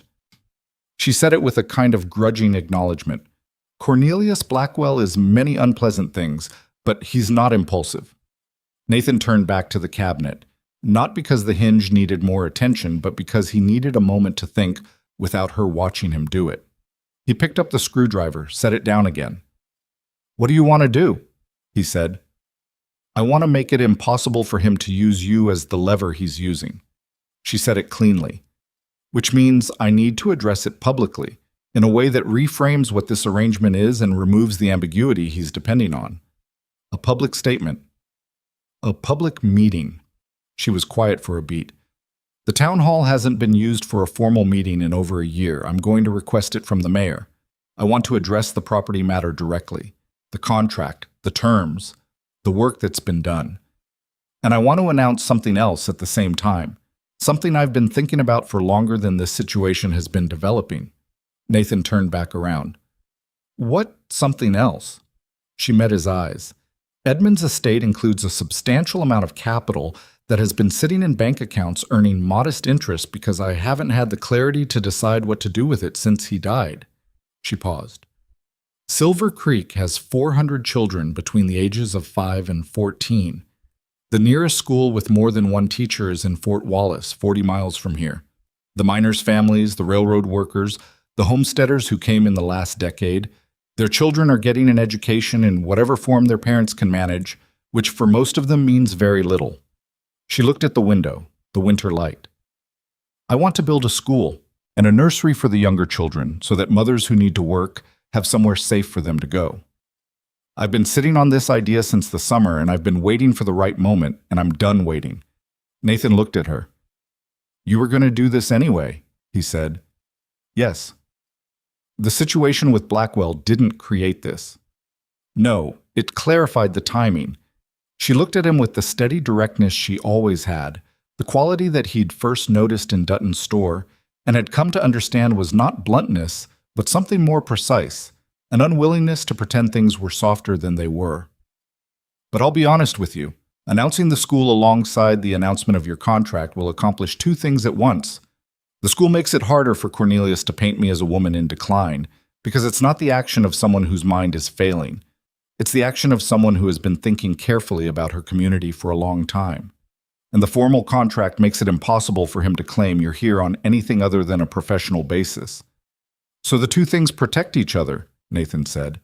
"Yes." He was quiet. "I don't love being a tactical element," he said. "I know." She said it without apology, but without dismissal either. "But the contract protects you as much as it protects me. And the school is real. It's not a performance. I'm going to build it whether or not Cornelius backs down." She paused. "I'm not using you, Mr. Mercer. I'm being honest with you about how the pieces fit together. That seemed like the right approach." He thought about that for a long moment. "When's the meeting?" he said. 2 weeks from Saturday. If the mayor approves the hall, which he will. Will you want me there?" "That's your decision," she said. "Your presence would make a statement. Your absence would also make a statement. I'll leave it to you." He nodded. He picked up the screwdriver and went back to the cabinet hinge, and Vivian picked up her coffee again, and Owen woke up in the back room and started making the preliminary sounds that preceded serious complaint, and Nathan went to get him before it escalated, which it reliably would if you waited too long. The 2 weeks between that conversation and the town hall meeting were among the more peculiar Nathan had experienced, and his life to this point had given him a reasonable range for comparison. The work continued. That was the stable center of everything. The property needed what it needed regardless of what Cornelius Blackwell was engineering in town. And Nathan worked the same hours he'd always worked, and kept the same accounts, and checked Owen's room the same number of times per night. But Silver Creek, which was small enough that things moved through it quickly, had reached a state of active attention to the Ashcroft situation that made even routine trips to the hardware store into a minor exercise in navigating people's opinions about him. He could tell what people thought by the way they handled a transaction. The ones who thought he was a schemer served him with a particular brisk neutrality that was its own kind of statement. The ones who thought he was being run out unfairly were warmer than they'd been before, which was its own kind of uncomfortable. A woman named Martha Doyle, who ran the dry goods store on 2nd Street and who had 3 children under 8, and a husband who worked railroad freight told him one afternoon, quietly and without making a production of it, that she thought what Vivian Ashcroft was doing was the most sensible thing she'd seen a person of means do in this town, and that she for one was not going to be told otherwise. He thanked her. He meant it. Cornelius Blackwell he had not seen directly. The man existed in his life as a force that operated through intermediaries. The proxy at the gate, the attorney's letter, the gossip that had the particular shaped quality of gossip that has been given a direction. Nathan knew what the man looked like from a description Gus had provided one day without being asked, in the same practical spirit in which Gus provided most information. Tall, heavy-set, white-haired, the kind of man who had learned to make his physical presence do some of the work his arguments needed to do. Owned half the valley's water rights, most of the cattle operation to the south, and had fingers in the freight company and the mining supply contracts. He was, in other words, exactly the kind of man who was accustomed to getting things eventually, because eventually everything came down to who could wait longer, and men with his resources could wait a very long time. Nathan thought about this on the mornings when the frustration was loudest. And there were mornings like that, because he was not a man who experienced injustice calmly. He simply had learned not to let the uncalm part run the rest of him. He thought about what it meant to be patient, not as a passive condition, but as an active one. The kind of patience that kept your hands moving and your records clean and your word good, so that when the moment came that required you to be clearly, unarguably in the right, you were clearly, unarguably in the right. He went back to work. The orchard had ice in the outer branches that he cleared by hand on the clear mornings, and he used the time to learn the individual trees, which ones were the oldest, which had the structural problems that would need addressing before the spring pruning, which were still fundamentally healthy under the accumulated neglect. Edmund Ashcroft's father had planted 22 trees, and Edmund had added 14 more during his years on the property, and Nathan worked out which were which by the size of their trunks and the quality of their old pruning cuts, and felt, walking among them, a strange respectful awareness of the generations of work that had produced this particular piece of land. He said something to that effect to Vivian one morning, expecting her not to respond and being wrong. Edmund used to say you could read a family's character in how they kept their land, she said. She was sitting on the porch of the cottage, which Nathan had fully repaired by now. 4 new posts, new railings, the listing completely corrected, wrapped in her coat with Owen on her lap. The baby had developed the specific preference for outdoor mornings that some babies get in winter, the cold air doing something good for his lungs that the heated interior didn't. He meant his own family mostly, but I think he was right generally. He was right, Nathan said, from where he stood in the first row of the orchard looking back at the cottage.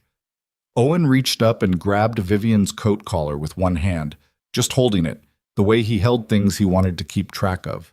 Vivian looked down at him. Something in her expression shifted in the way Nathan had learned to recognize by now. The brief lowering of something she usually kept composed. Clara would have been, he could do the arithmetic, but he didn't because it wasn't his arithmetic to do. The meeting's in 4 days, she said, without looking up from Owen. I know. Are you coming? He'd been thinking about it since she'd left it open. He understood her reasoning for both options. His presence made a statement. The man who is supposedly taking advantage of a vulnerable woman shows up at a public meeting and stands there, accountable, visible, available to be judged. His absence also made a statement. The work speaks for itself, and he doesn't need to perform his own legitimacy. He thought it was probably the presence. Yes, he said. She nodded.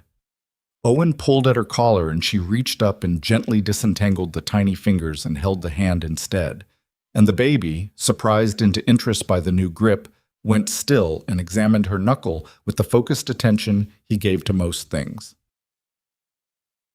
The town hall meeting was on a Saturday afternoon in early March, and Silver Creek turned out for it in numbers that suggested the town had been more starved for a significant communal event than even its size would imply.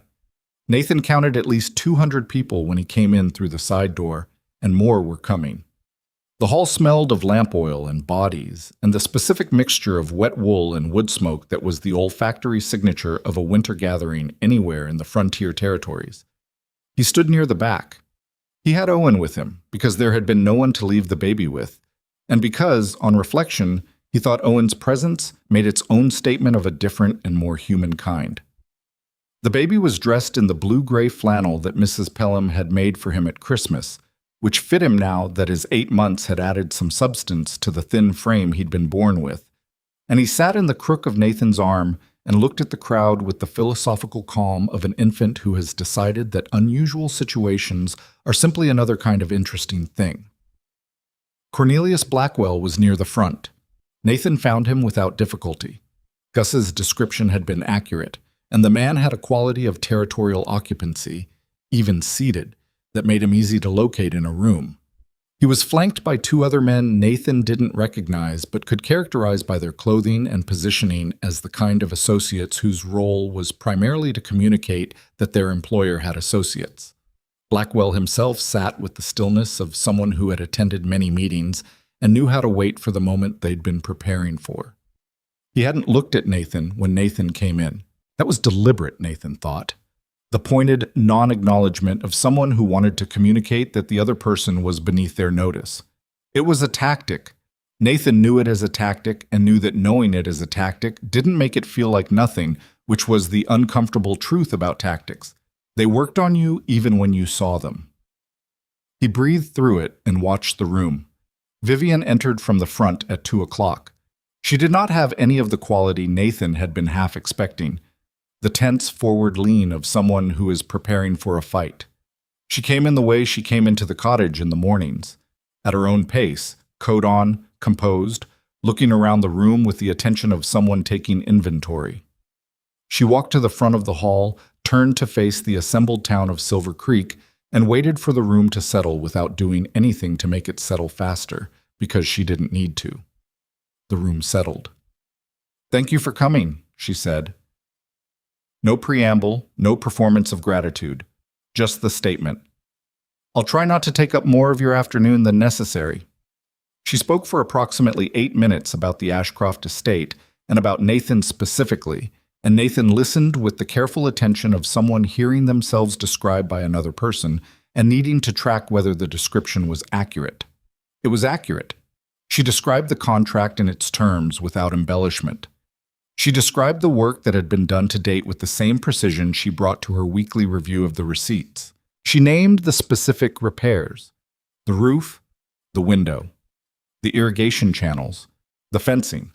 And she named the work still remaining, and she made the case not with sentiment but with the flat practical argument that the property had needed a caretaker, and she had found one and they had agreed on legal terms, and those terms were on file at the county recorder's office for anyone who wished to examine them. She didn't say Cornelius Blackwell's name. She didn't need to. The shape of what she was responding to was perfectly clear to everyone in the room. Then she paused. "There is a second matter I want to bring before you today," she said, "and this one has nothing to do with Mr. Mercer or with the cottage or with anyone's opinion about my capacity to manage my own affairs." She let that last phrase sit for a moment. "It has to do with Silver Creek's children." She described the school. She described it in specific and practical terms. The location she'd already identified on the east side of town, the building she proposed to construct, the 2 teachers she had already written to about positions, the nursery that would operate in an adjacent building for children too young for primary instruction. She named the amount she intended to commit from Edmund's estate, $12,000, which was enough to build, staff, and operate the institution for its first 3 years. The room, which had been listening with the careful reserve of people who are attending a controversial meeting and are not yet sure which way it will go, changed. It didn't change all at once. It changed the way temperature changes in a room when a door is opened, gradually and then noticeably. And then you couldn't remember what it had felt like before. Nathan watched it happen. He watched the woman near the left wall, mid-30s, hands rough from work, the particular posture of a person who is accustomed to keeping their reactions private in public spaces, bring one hand to her mouth. He watched the 2 men in the back row who had come in with the belligerent energy of people who had made up their minds before the meeting start, and who were now very still. He watched the murmur move through the hall, not as disagreement, but as people turning to each other with the specific impulse that major announcements produce. "Did you hear that?" "And yes, I heard it. And what do you think?" "And I think—" He watched Cornelius Blackwell's face. The man was still. His stillness had a different quality now than it had when he'd first sat down. The stillness of someone waiting for their moment had been replaced by the stillness of someone whose moment had just been removed from the schedule. "I'm not asking for anyone's approval to do this," Vivian said. Her voice was even and carried no triumphalism, which Nathan thought was the right call. "The funds are Edmund's and they're mine, and I've decided how to use them. But I wanted you to know because these children are yours, and this town is yours. And it seemed right to say it in front of all of you rather than simply to begin building." She looked around the room. "That's everything I came to say," she said. And then something happened that Nathan had not expected, and that he later thought he should have expected, and that he nonetheless was not prepared for. Martha Doyle, the woman from the dry goods store on 2nd Street, who had told him quietly that she thought Vivian was doing the most sensible thing she'd seen a person of means do, stood up. She didn't say anything, she just stood up. And then the woman near the left wall with the rough hand stood up. And then 2 of the men in the middle rose, and then a cluster near the door, and then more, until the hall was more standing than sitting, and the sound that came with it was not quite applause. It was something that started as applause and became something else, more sustained and less rhythmic. The sound of a room full of people who have been waiting for something without quite knowing they were waiting. Nathan stood at the back with Owen against his shoulder and watched it and felt something move through him that he couldn't name precisely, but that was real, and that was enough. Cornelius Blackwell did not stand. He sat in the front section of the hall while the room around him got to its feet, and he was very still. And Nathan could see from the angle he was standing at the precise quality of the calculation happening behind the man's eyes, the recalibration, the counting of what had just changed, and what that meant for what he'd been building. It was not, Nathan knew, over. Men like Blackwell did not abandon strategies because of one public meeting. They adjusted and found different angles and kept going because they had the resources to keep going, and the belief that everything was eventually available to someone patient enough. But the terms had changed. The standing room of Silver Creek had just made a decision about who it believed, and that mattered in ways that Blackwell's notebook could not easily account for. Nathan shifted Owen to his other arm and moved toward the front of the hall because there were people making their way toward Vivian, and he thought she might want a familiar face in the vicinity of whatever came next. He was halfway there when Cornelius Blackwell stood up. The 2 men flanking him stood when he did, and the motion had the managed quality of something that had been prepared in advance, a response to a scenario they'd considered and for which they'd decided on an approach. Blackwell was looking directly at Vivian. He had a piece of paper in his hand. "Mrs. Ashcroft." His voice was large, the voice of a man who had learned how to fill rooms. The crowd sound dropped, not because he'd commanded it to, but because a large voice with a piece of paper has its own kind of authority, and crowds know it instinctively. "I appreciate the announcement, genuinely. The school is a fine idea, and I'm sure we all support it." He paused, and in the pause was everything. The concession designed to appear gracious, the thing coming that the concession was designed to soften. "But I'd like to address the other matter, the one you've asked us to take on faith." Vivian looked at him. Her face was composed. "The contract with your caretaker," Blackwell continued. He held up the piece of paper. "My attorney has examined the terms. I have some questions about whether a 5-year agreement entered into without independent counsel for one party." He glanced toward the back of the room, toward Nathan, the first time he had acknowledged his existence since Nathan had walked in, "constitutes a fully informed arrangement." "Mr. Mercer had access to counsel," Vivian said calmly. "He read the document himself, twice, as I understand it." "Of course, but a laboring man unfamiliar with legal language—" "Mr. Blackwell." Vivian's voice didn't rise. It simply became more itself, which in this case was sufficient. "The suggestion you're working toward is that either I took advantage of Mr. Mercer's inexperience, or he took advantage of my supposed vulnerability. You seem unable to decide which argument you'd prefer, and I notice you've been running both simultaneously for several weeks in the hope that one of them would take." She paused. "Neither of them is true. What is true is documented, witnessed, and filed. If you have a legal objection, take it to the courts. That is what courts are for." Blackwell's face moved through something. The point I'm raising, he said more carefully, is about this community's. You're a landowner and a businessman, Cornelius, Vivian said. You are not this community's guardian, neither am I, for that matter. But I've known most of the people in this room for longer than you have been in the territory, and I think they're capable of forming their own conclusions without either of us making the decision for them. She looked at the room. The room looked back. Nathan had reached the front by now and was standing near the wall where he could see both Vivian and Blackwell and the crowd between them. And he was watching the crowd the way you watch something that is in the process of becoming what it will be. An older man near the center, Nathan didn't know him, heavy-set, with the leather-dark skin of a man who'd worked outdoors his entire life, said, loud enough to carry, "Let her do what she wants with her own land, Cornelius. That's what land is for." A low sound of agreement from around the room. Not universal, but enough. Blackwell heard it. He stood with the paper in his hand and the two associates flanking him, and he looked at the room, and Nathan could see him doing the arithmetic of the moment. How many, which direction, whether the meeting had gone somewhere it could be brought back from. He folded the paper.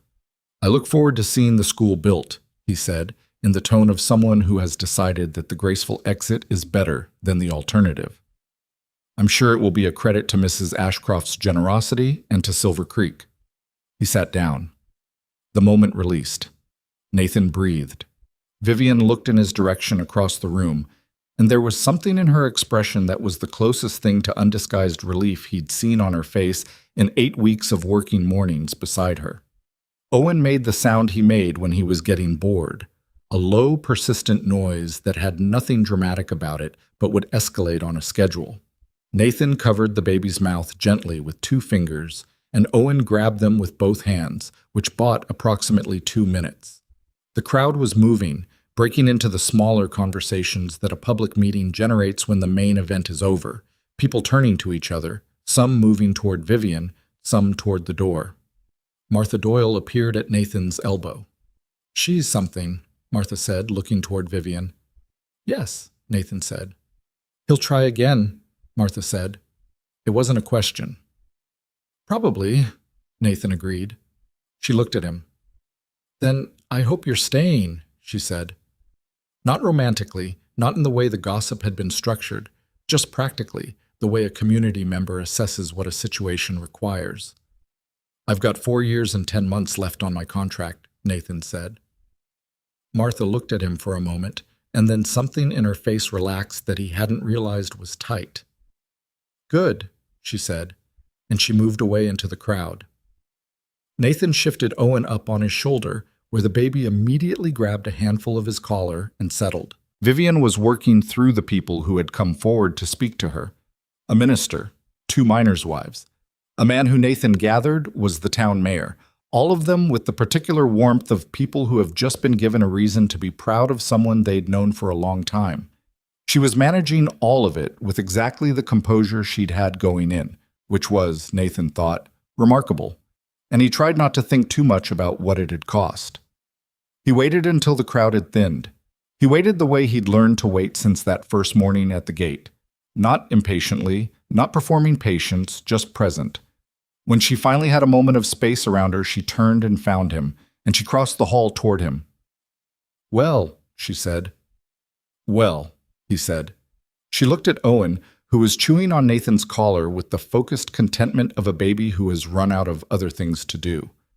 "He was very good," she said. "He'll be asking for something when we get outside," Nathan said. "He's running out of patience." "So am I," she said quietly. She looked tired now that the room was mostly empty. Not depleted, but tired the way you get when you've been very present for a long time. But it went reasonably. "It went well," Nathan said. She looked at him. "You think so?" Blackwell sat down, Nathan said. "I think that counts." She was quiet for a moment. "He'll think of something else." "He will," Nathan agreed. But today he sat down. She looked at him, and something in the exhaustion shifted into something that was warmer than exhaustion. "Today he sat down," she repeated.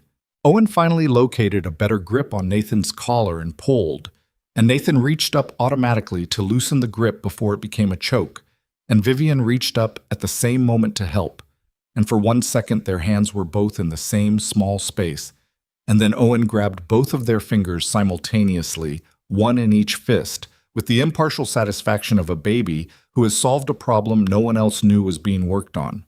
Neither of them pulled away. Neither of them said anything about it. They stood in the emptying hall with the March light coming through the tall windows and a baby holding both their hands. And outside, Silver Creek was going about its Saturday the way it always had. And Cornelius Blackwell was walking to his horse with a folded piece of paper and a calculation still running behind his eyes. But he was walking away. That was the thing. He was walking away.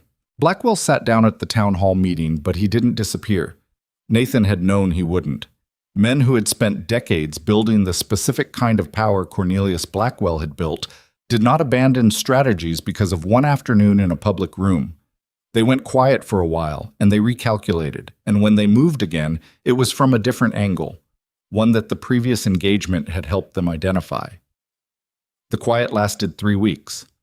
In that time, Nathan finished the interior work on the cottage, a new section of kitchen flooring where the moisture had softened the old boards, the last of the interior wall repairs, a proper door on the root cellar that opened smoothly and sealed tight against draft. He began the early orchard work, clearing deadwood and assessing which trees needed structural pruning before the spring growth started. The weather was still cold, but had shifted from the paralyzing cold of January and February into the merely serious cold of early March, the kind you could work in without losing feeling in your hands after 20 minutes. Owen, who had turned 9 months old, had begun the project of getting vertical. He had not succeeded yet, but he was committed to the attempt in a way that suggested the outcome was only a matter of time and determination, and he had both in amounts that Nathan found both gratifying and exhausting. He would pull himself up on whatever was available, the leg of the kitchen table, the edge of his sleeping box, Nathan's boot if Nathan was sitting still long enough, and stand trembling with effort for a few seconds before sitting back down abruptly and looking at whatever had assisted him with an expression of profound consideration. Vivian watched him do this one morning and said quietly, "He's going to walk before he's supposed to." "He does most things before he's supposed to," Nathan said. She looked at him with a small private expression that was not quite a smile but was related to one. "Yes," she said, "I've noticed that runs in the family." He didn't respond to that, and she let it alone, and they went back to what they were doing, which was the ordinary companionable work of a morning at the cottage that had, over 3 months, developed its own texture and rhythm, the way mornings do when the same people spend enough of them together. The letter from Blackwell's attorney arrived on a Wednesday, delivered to Hale's office and forwarded to Vivian the same afternoon. She brought it to the cottage the next morning without preamble, set it on the table next to Nathan's coffee, and sat down. Nathan read it. He read it twice. It was, in Hale's assessment when they spoke to him the following day, elegant in a narrow and specific way. Blackwell was not challenging the contract itself. He'd understood, apparently, that the contract was clean and that challenging it directly would lose. What he was challenging instead was the water rights attached to the east parcel. The 12 acres that the contract identified as the land Nathan would purchase at the end of his 5-year term included, Blackwell's attorney argued, a portion of the creek-fed irrigation channel that crossed the Ashcroft property's eastern boundary. And the water rights to that channel, the letter claimed, were subject to a prior claim that Blackwell had quietly filed with the Territorial Land Office 18 months ago, before Nathan had arrived in Silver Creek, before the contract existed, in the narrow window between Edmund's death and Vivian's full attention returning to the administrative details of the estate. "He's been sitting on this," Nathan said. He was in Hale's office, the document on the desk between them, Vivian beside him. "Waiting for the right moment," Hale confirmed. He was looking at the letter with the expression of a man doing geometry in his head. "The prior claim is real. He did file it. Whether it supersedes Mrs. Ashcroft's established use of the channel is a legal question that doesn't have a clean answer." "What does it mean for the contract?" Nathan said. "The contract is valid regardless. The water rights question is separate." Hale looked at Vivian. "If his claim is upheld, It means that when Mr. Mercer takes ownership of the east parcel at the conclusion of the term, the irrigation access might be restricted or subject to Blackwell's pricing. Making the land significantly less valuable, Vivian said, and less viable for the kind of agricultural operation you've been establishing, Hale said to Nathan. Nathan sat back. He looked at the ceiling of Hale's office, which had a water stain in the corner that someone had been meaning to address for some time. How long to resolve the water claim, he said. In territorial court, 18 months? Could be 2 years. And in the meantime? In the meantime, the land office has suspended the irrigation access while the claim is reviewed. Hale paused. Which means the East Orchard loses water access before the spring growing season, Nathan said. The room was quiet. This was not, Nathan recognized, an accident of timing. Blackwell had filed the claim 18 months ago and had waited patiently for a moment when activating it would do the most damage. The town hall meeting had told him that the social pressure approach was not going to work. The contract challenge would have told him that the legal frontal assault wasn't viable either. What remained was to undermine the economic viability of what Nathan was building, to make the land less than what it was supposed to be, to make the 5 years of work point towards something smaller and more contingent than the contract had promised. It was patient and it was calculated, and it had, Nathan had to admit to himself, a certain precision to it that was genuinely difficult to counter directly. What are our options? Vivian said to Hale. Fight the water claim in court. It will take time and money, and it's not certain. Hale folded his hands. Or negotiate with Blackwell on terms for the water rights, which is likely what he's inviting.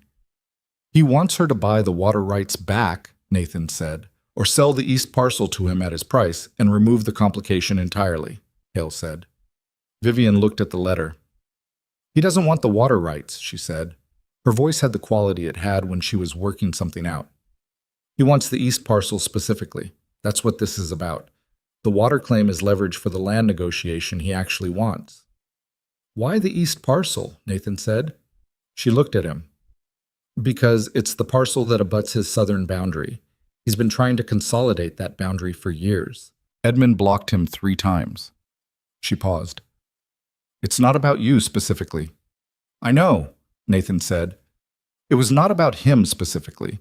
That was both useful to understand and, in its way, a particular kind of insulting, to be a secondary concern in the campaign being waged against your future. Fight it, Nathan said. They both looked at him. Fight the water claim, Set, he said. I'll deal with the East Orchard's water situation manually until the claim is resolved.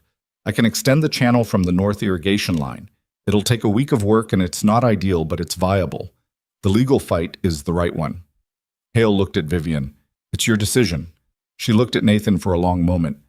You'd be taking on additional work that wasn't in the contract. The channel extension isn't in the contract, Nathan agreed, but I'm the one who benefits from the east parcel at the end of the term, so the East Orchard's viability is my problem as much as yours. She was quiet. Fight it, she said to Hale. The channel extension took 10 days, not 1 week, because 3 of those days the weather came back with a last bitter push in mid-March that dropped temperatures below working threshold and kept Nathan and Gus inside doing maintenance work on the equipment barn while the ground outside was too hard to break. Nathan used those days to plan the channel route in detail and to make sure he had the materials needed, pipe sections, mortar, drainage stone, so that when the temperature came back up he could move fast. He did move fast. Gus worked alongside him without being asked, and they laid the channel extension in 6 days of long work, from first light to last, Nathan coming back to the cottage at the end of each of those days with the particular hollow exhaustion of physical labor that uses all of you, and heating water for Owen's bath and doing the feeding and the walking and the settling that the baby required before he would sleep, and then sitting by the fire for the approximately 20 minutes he could stay awake before the day caught up with him completely. On the 7th day, when the last section of pipe was in and the channel was flowing and the East Orchard's root zone was receiving water again, Nathan sat on the ground at the base of the oldest apple tree and did nothing for about 10 minutes, which was the longest he'd sat still since the cold front had broken. He was sitting there when Vivian came through the orchard. She looked at the channel, She looked at the new sections of pipe visible where they joined the older installation, the careful slope he'd engineered to move water without erosion. She looked at him sitting at the base of the tree. "Done?" she said. "Done." She sat down on a nearby root, which was not something he'd seen her do before. Vivian Ashcroft generally found herself a chair or stood, and he'd assumed until this moment that sitting on the ground was outside her register of available options. She looked out at the orchard. The trees were just beginning to show the first subtle suggestion of budding. Not visible exactly, but a change in the color of the branch tips that you could see if you knew what to look for. "Hale got the court date," she said. "October." That's faster than he said. He called in something from the circuit judge. They went to school together in Ohio, apparently. She paused. 17 years ago, and it still matters. "Most things still matter," Nathan said. She looked at him. "That's either very optimistic or very cynical, depending on your mood." "I couldn't tell you which one it is today," he said honestly. She accepted that without pressing it. "Blackwell made an offer," she said, "through the attorney, for the East parcel. Came in yesterday." Nathan looked at her. "Low," she said. "About a third of what it's worth. The message being that it will only get lower the longer the water claim runs." "What did you tell Hale?" "I told him to decline." She said it without drama. "But I wanted you to know it happened." He nodded. He looked at the channel, the water moving through it in the thin, clear way of early season irrigation. "He's going to make another move after October, regardless of how the water claim goes," Nathan said. "I know." "He's patient." "So am I," Vivian said. They sat in the orchard for a while. Above them, the apple trees made the small sounds trees make in a light wind, branch touching branch. "Nathan," she said. He looked at her. It was the first time she'd used his given name. She seemed to know it, and she went on before the moment could become something it didn't need to be. "I want you to understand something. What you've built here in 3 months..." She stopped. "The work. What you've done to this property. I don't want you to think of it as contingent on the water claim or the court case or what Blackwell does next. The work is the work. The property is already better than it was. Whatever happens with the legal question, I want you to know that I see it." He was quiet for a moment. "I don't need you to tell me that," he said. "I know," she said. "I'm telling you anyway." He looked at the oldest apple tree, its trunk wider than his 2 hands could span. Its dead wood cleared now, its shape the shape a well-tended tree makes when it's been given what it needs for long enough. "Edmund's father planted this one," he said. "In 1847, she said. He brought the grafts from Pennsylvania in a cotton sack." Nathan thought about a man carrying apple grafts in a cotton sack across half a continent to plant them in mountain soil that he was betting would prove workable, the specific quality of hope that required. "He was right to bet on it," Nathan said. "Yes," Vivian said, "he was." Well, the snow came in late March and no one was ready for it.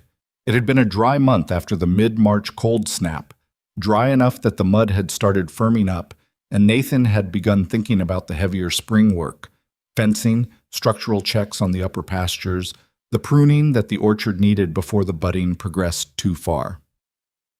The sky on the evening it began gave no more warning than a general darkening and a shift in the wind that Nathan noticed while closing up the equipment barn at dusk, but interpreted as the normal onset of a spring night, not as the leading edge of the worst storm the territory would see in 2 decades. He woke at 2 in the morning to a sound he couldn't immediately place. It was the roof. Not the cottage roof, which he'd repaired thoroughly and which was solid. The sound was different, a sustained compression, a stress that was structural rather than wind-caused, the sound of weight that was accumulating faster than the material could manage. He sat up in the dark and listened, and in the space of 5 seconds understood what it was. He was out of bed before he finished the thought. He went to Owen's room first. The baby was asleep, one arm flung out, the blankets he'd kicked off in the night bunched at his feet. The room was cold. The fire in the main room had banked lower than Nathan had intended. But the baby was fine. He covered Owen, touching his cheek briefly with the back of his hand to confirm what the sight of the child told him, and then he went to the window. The snow was coming sideways. He couldn't see more than 10 feet past the glass, and what he could see was white, in the way that means the snow has been falling long enough and hard enough to change the landscape's geometry. The porch railing was invisible under accumulation. The near edge of the orchard had gone strange in shape. The lower branches waded into postures trees don't normally hold. He looked at the ceiling. The sound was coming from the north section, above the main room, and it had the particular quality of sound that a structure makes when the load on it is approaching what it was built to hold. Nathan had been in enough buildings and worked on enough roofs to know this. He didn't have to guess at what it meant. He dressed in under 2 minutes, the practiced speed of someone who'd spent years in working conditions that didn't wait on you. He built the fire back up fast, enough to keep the room warm for the time he needed, and he was putting on his coat when the first crack came from above.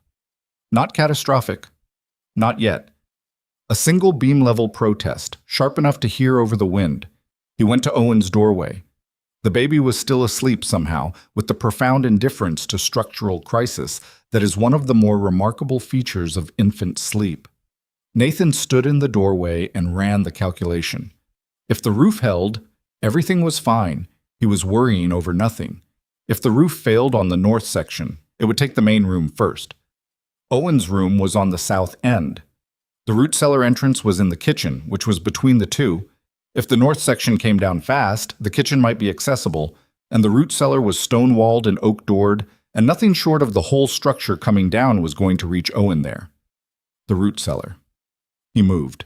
He had Owen in his arms before the baby was fully awake, which produced immediate and loud protests that Nathan talked over quietly and steadily as he wrapped him in every blanket from the sleeping box plus his own coat, layered and tucked the way he'd learned in Owen's first winter. The baby's core first, then the limbs, then the head.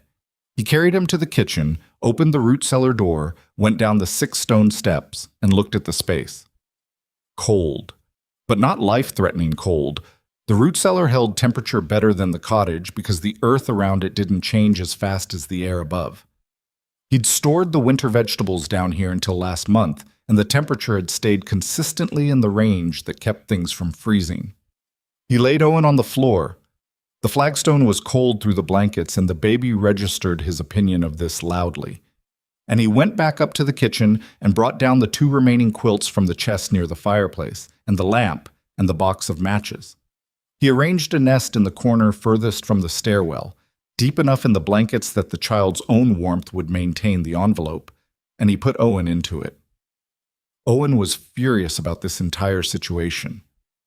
"I know," Nathan said. He was already moving back up the stairs. "Stay warm." The baby's volume suggested this instruction was being received poorly. Nathan came up from the root cellar and closed the oak door above him, and he was across the kitchen and heading for the front door when the north section of the roof gave way. He heard it before it happened. A 2-second escalation of the structural sound, and then the crack, and then the sustained collapse, and then the weight of accumulated snow and broken timber coming down on the north end of the main room in a sound that he felt in his sternum. He was 3 feet from the front door, and the shockwave of the collapse sent a concussive wave of displaced air through the cottage that knocked him sideways into the kitchen door frame. He caught himself and kept moving. The front door was jammed. The frame had shifted when the roof came down, and the door had torqued in it, and Nathan put his shoulder to it twice before it gave, and then the snow came in at him, driven horizontal by the wind, at a temperature that made the last 6 weeks of cold feel temperate by comparison. He went into it. The one thing he could see clearly was the direction of the main house because he had walked that path 3 times a day for 3 months, and his legs knew it before his eyes found anything to confirm it. He kept his head down and he moved as fast as the depth of snow allowed, which was not fast. The accumulation was at his knees within 20 feet of the door, and in the places where the wind had worked it into drifts, it was higher than that. He was thinking about one thing. He was thinking about the main house and whether anyone inside it would hear him over the sound of the storm. Gus slept in the main house, in the 2 rooms above the kitchen that had been the caretaker's quarters before Nathan arrived. He was a light sleeper in the way of people who have spent decades rising before dawn, and he met Nathan at the side door 30 seconds after Nathan got there, already wearing his coat. "The cottage roof," Nathan said, "over the wind." "I heard it," Gus said. Owen's in the root cellar. I need to get back to him. I need someone to wake Mrs. Ashcroft. I'm already awake, Vivian said. She was at the top of the back staircase, lamp in hand, dressed, her hair down for the first time Nathan had ever seen it. Not a dramatic detail, but a human one. The evidence that she'd come straight from bed with no time for anything else. She came down the stairs quickly. Owen's safe, Nathan said immediately. Root cellar.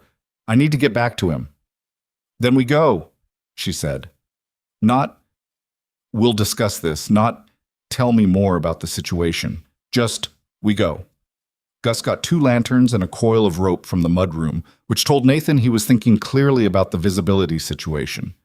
He knotted one end of the rope to the post of the side porch, and they went out into the storm in a line. Nathan first, Vivian behind him, Gus behind her, the rope between them as a connection back to the house. The walk back to the cottage took 4 times as long as it should have. The storm had worsened in the 20 minutes since Nathan had left the cottage, which he hadn't thought was possible and which now seemed naively optimistic. The wind had found a direction and committed to it, and the snow in that direction was a solid white obliteration that the lanterns only partially penetrated. Nathan moved by memory and by the landmarks he could feel underfoot, the slight rise before the orchard path, the give of the ground near the channel he'd just built, rather than by anything he could see. Vivian held the back of his coat with one hand and her lantern with the other. She didn't say anything, and she didn't slow down. Gus's lantern behind them was a moving warmth that Nathan tracked by sound more than sight. They found the cottage by the smell of the fire inside, and the dark shape of the surviving south end against the slightly less dark air. The north end had come down completely. Nathan could see the shape of it now, the absence where the roofline should have been, the collapse compressed into a shape by the snow that had fallen into and over it. He got to the front door, the door that had required his shoulder to open earlier, and found it frozen shut by the temperature drop in the minutes since he'd gone through it. He put his shoulder to it again, and it didn't give. There's a side window, he said. He went around the south end of the cottage to the kitchen window, which had a working latch, and he got it open and went through it head first into the kitchen, which was cold now, but not as cold as outside. He was down the root cellar stairs before he'd fully registered the temperature. Owen was exactly where Nathan had left him, in the blanket nest in the corner, screaming with the particular escalated fury of a baby who has been left alone in a cold stone room for what was, from his perspective, an unconscionable amount of time. Nathan picked him up. Owen grabbed Nathan's coat with both hands and pressed his face against Nathan's neck with the fierce, purposeful grip of someone who has decided they are not letting go again under any circumstances. I know, Nathan said. I know. I've got you. The screaming didn't stop immediately, but changed register from the outrage and abandonment cry to the I'm still upset but the immediate crisis is addressed cry, which Nathan had learned to read as progress. He heard feet on the stairs. Vivian came down with her lantern, and the light filled the cellar, and she stopped 2 steps from the bottom and looked at Nathan holding Owen. The baby turned his head toward the light and toward her. He reached out. It was the same motion he always made when she came into a room, the specific reach that meant, you, I want you, come here. And he made it now from inside Nathan's coat, with his face still pressed against Nathan's collar, the reach more instinct than action, but completely clear. Vivian crossed the cellar and took him. She held him the way she always held him, and the baby pressed into her shoulder with the same grip he'd given Nathan, and the screaming moved through its last stages and stopped. Nathan put his hand on the back of Owen's head, the automatic gesture of checking. The baby's skull warm, hair damp from crying, the pulse just under the skin steady. He's all right, he said. I can feel that, she said. Her voice had something rough in it that wasn't her usual voice. She was looking past Nathan at the cellar wall. You thought ahead, she said. I didn't have a lot of time. You still thought ahead. She shifted Owen slightly, settled him more securely. How bad is the north section? Gone, Nathan said. The whole thing. She absorbed that. Gus came down the stairs, looked at the 3 of them, looked at the cellar, and looked back up at the floor they'd come through with the expressionless assessment of a man calculating what came next. We'll need to move through the window, Nathan said to Gus. Front door is frozen. Gus nodded. I'll go first and receive the child. They did it in that order. Gus through the window to the outside, taking up a position to receive. Nathan handing Owen out through the window frame to Gus's arms, the baby registering intense protest about the temperature and the transition. Vivian through next, which she accomplished with the practical flexibility of someone who simply refused to let a window be an obstacle. Nathan last, pulling the window shut behind him against the wind. The walk back to the main house was worse in the getting colder direction, the temperature having dropped another several degrees in the time they'd been in the root cellar. Nathan carried Owen inside his coat for the walk, one hand under the baby's back, and Owen went completely still in there. Not quiet, but still, conserving himself with an animal's instinct for cold. Vivian was beside Nathan for the first part of the walk, and then she wasn't, and Nathan looked back, and she was down. Not fallen. She had caught herself, one knee in the snow, but her legs had gone wrong, the cold and the effort combining into something that her body had run out of resources to manage. She was trying to get back up and not quite making it. Nathan passed Owen to Gus, who took the baby with the same wordless efficiency he brought to everything, and he went back to Vivian. He got an arm under hers, and she got her feet under herself, and they made it 10 yards before she went down again, and this time he stopped trying to walk her and simply picked her up, one arm under her knees and one across her back. She said, "You don't have to—" "I know," he said. She stopped arguing. He carried her the remaining distance to the house. It was not graceful, and he was not fresh. He had been working for 4 months on a physical property in mountain winter, and his body was capable, but capable had limits, and he found several of them in the last 50 yards, when the drifts were highest and the wind was directly against them, and his legs were making a case for stopping that he was not willing to hear. He didn't stop. Gus had the side door open and the light on when they got there. Nathan got Vivian inside and set her down on the bench in the mudroom, and she immediately tried to stand up again, and he put his hand on her shoulder. "Sit," he said. She sat. He went to get Owen from Gus, who had brought the baby into the kitchen and was already building the fire. Owen was quiet now, still inside Gus's coat, and when Nathan unwrapped him, he was flushed and warm and looked at Nathan with a gaze that had, after all the events of the last hour, settled into a kind of solemn thoughtfulness that seemed too knowing for a 9-month-old and was probably just the aftermath of exhaustion. Nathan sat on the kitchen floor with Owen in his lap and let himself breathe. The fire came up. The kitchen began to warm. Vivian came through from the mudroom, moving carefully, and sat in one of the kitchen chairs and put her feet near the fire and didn't speak for a while. None of them spoke for a while. The storm continued outside with complete indifference to what had just happened inside. The wind against the main house's walls was a sustained pressure that said the night was nowhere near done with itself. Eventually, Gus put water on for coffee, and that became the organizing fact of the next 20 minutes. Nathan put Owen on the padded bench along the kitchen wall, propped and surrounded by cushions, and the baby put one fist in his mouth and looked at the fire and began the downward slope toward sleep in the specific way he had of going gradually still from the outside in, as if his body was conserving everything toward the last thing to stop, which was always the eyes. Vivian watched him. Nathan watched her watching him. She had her hands around her coffee cup, and her hair was still down, and she looked nothing like the composed and contained woman who sat at the cottage table every morning working through her correspondence. She looked like what she was, a person who had just come through something real. "The cottage," Nathan said. "The south section and the root cellar are intact. I can assess the damage in the morning." "In the morning," she agreed. "Not tonight."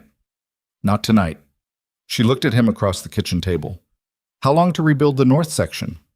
"Depends on what's under the collapse. If the walls are sound, couple of weeks. If the collapse damaged the wall framing, longer." "You'll need help." "I can ask at the mill." She nodded. She was quiet for a moment, looking at the fire. "Nathan," she said.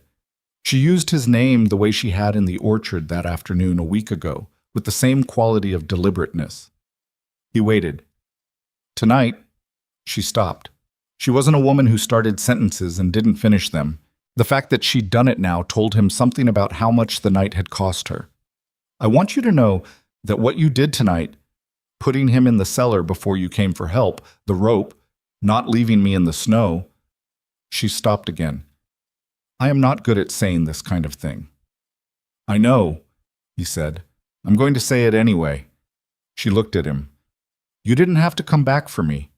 You had Owen. You could have kept going. I wasn't going to leave you in the snow, Nathan said. I know that now. She looked at her cup. I'm telling you, it mattered. He looked at her for a long moment. The fire between them, and Owen sleeping on the bench, and the storm outside working at the walls. You came out into that storm at 2 a.m. without being asked, he said. With your hair down and no hesitation. He paused. That mattered too. She looked up. There was something in her face that she didn't try to compose this time, and he didn't look away from it, and the moment had the quality of something that had been true for longer than tonight and was only now being acknowledged. Owen made a small sound in his sleep, the sound he made when he was deeply enough under that the world could not reach him. Vivian looked at the baby, and then she looked at Nathan, and something passed between them that was not a declaration, and was not a question, and was not, quite, an ending, but was, unmistakably, the moment before one. You should sleep, she said. You carried me 50 yards in waist-deep snow. You need to sleep. So do you. I will. She looked at the fire. In a minute. He stood. He checked Owen, breathing, warm, out completely, and he covered him with the kitchen's lap blanket, and he looked at Vivian one more time. She was still looking at the fire, both hands around her cup, her hair down, the person she was when nothing was being performed. Good night, he said. Good night, Nathan, she said. He went to the room Gus had wordlessly prepared down the hall, and he lay down in the dark and listened to the storm. And he thought about a woman who had come out into it without hesitation, and a baby who had reached for her from inside his coat, and the specific shape of a night that had been one thing when it started and was something else entirely now. He didn't try to name what that something else was. He was asleep before he needed to. The morning after the storm arrived the way mornings do after violent nights, quietly, with the particular stillness of a world that has exhausted itself and is now simply resting in the aftermath. The light came in thin and white through the main house's east windows, and Silver Creek below the mountain sat under 2 feet of snow that gave the town the unfamiliar appearance of something gentle. Nathan was up before 6, old habit, and the kind of night he'd had didn't lend itself to sleeping past it regardless. He found Gus in the kitchen already, fire going, coffee made, and the older man's boots by the door indicating he'd already been outside to assess conditions. Nathan poured coffee and waited. Cottage walls are standing, Gus said, without Nathan asking. North roof is a full loss, the south section held, root cellars dry. Nathan nodded. He'd expected roughly that, but hearing it confirmed settled something. I'll start clearing the collapse today, Nathan said. Ground's too deep, Gus said. Give it 2 days. Snow needs to settle, or you'll be digging the same drift twice. Nathan knew he was right, and drank his coffee with the specific frustration of a man who needs to be doing something and has been told correctly that there is nothing yet to do. Vivian came down at 6:30 with Owen, who had apparently decided that the previous night's indignities entitled him to be carried every moment of the morning, and who was communicating this position clearly. She was composed again, hair up, dressed, the person she was during the day rather than the person she'd been at 2 a.m. But there was something slightly different in the way she moved through the kitchen, something easier, like a door that has been opened and not quite closed again. She put Owen in Nathan's arms without ceremony. The baby grabbed Nathan's collar in the way he did when he'd been deprived of his preferred person for too long and was making a point. He was asking for you, she said, since 5:30. He doesn't know how to ask for anything, Nathan said. He knows exactly how to ask for things, she said. He's very clear. He just doesn't use words. This was accurate. Nathan held the baby, and Owen put his forehead against Nathan's jaw and went immediately quiet, in the particular self-satisfied way of a baby who has achieved the specific outcome he was working toward. They had breakfast at the kitchen table, the 3 of them and Gus, which was not something that had happened before. Meals at the cottage had been the 2 of them, and occasionally Gus when the work required coordination, but not this. Not the 4 of them at the main house table with the storm's wreckage visible through the window and the fire going, and Owen working on a crust of bread that he'd decided was very interesting. Nobody made anything of it. That was how Nathan knew it had already become something. Quote, he started clearing the collapsed north section on the third day, as Gus had predicted was the right time. 2 men from the mill came up to help, brothers named Lars and Theodore Vaughn, who had both been in the Silver Creek lumber crew until the January cut, and who had, since then, been picking up work where they could find it. Nathan had spoken to them at the hardware store the morning after the storm, and they had agreed on a daily wage paid from Nathan's own funds, which he noted in his accounts, and which he planned to absorb from his materials budget with Vivian's knowledge. She found out before he told her, because she found out most things before he told her, and she came to him on the second day of clearing with a look that said she had something to say about it. The Van brothers, she said. Good workers, Nathan said. He was on top of the remaining wall, checking the frame. You're paying them from your materials allocation. I am. That's not how the contract is structured. I know. He came down from the wall. The roof collapse wasn't in the contract either. I'm working out what makes sense, and then I'll bring you the accounting at the end of the week. She looked at him. Nathan, you don't have to absorb the cost of a storm. The roof needed more bracing before the winter. I noticed it in December and I was going to get to it. I didn't. He said it plainly, without self-flagellation, because self-flagellation was not useful and he'd never had patience for it. The collapse had 2 causes. The snow was one, the other was mine. So the labor to fix it is mine. She opened her mouth. I've already thought about this, he said. She closed it. I'll show you the accounting Friday, he said. If you think I've structured it wrong, tell me. She looked at him for a long moment with the expression he'd come to associate with recalibrating. The look she got when someone did something that didn't fit the pattern she'd expected. Friday, she said, and she went back to the house. The Van brothers were, as Nathan had said, good workers.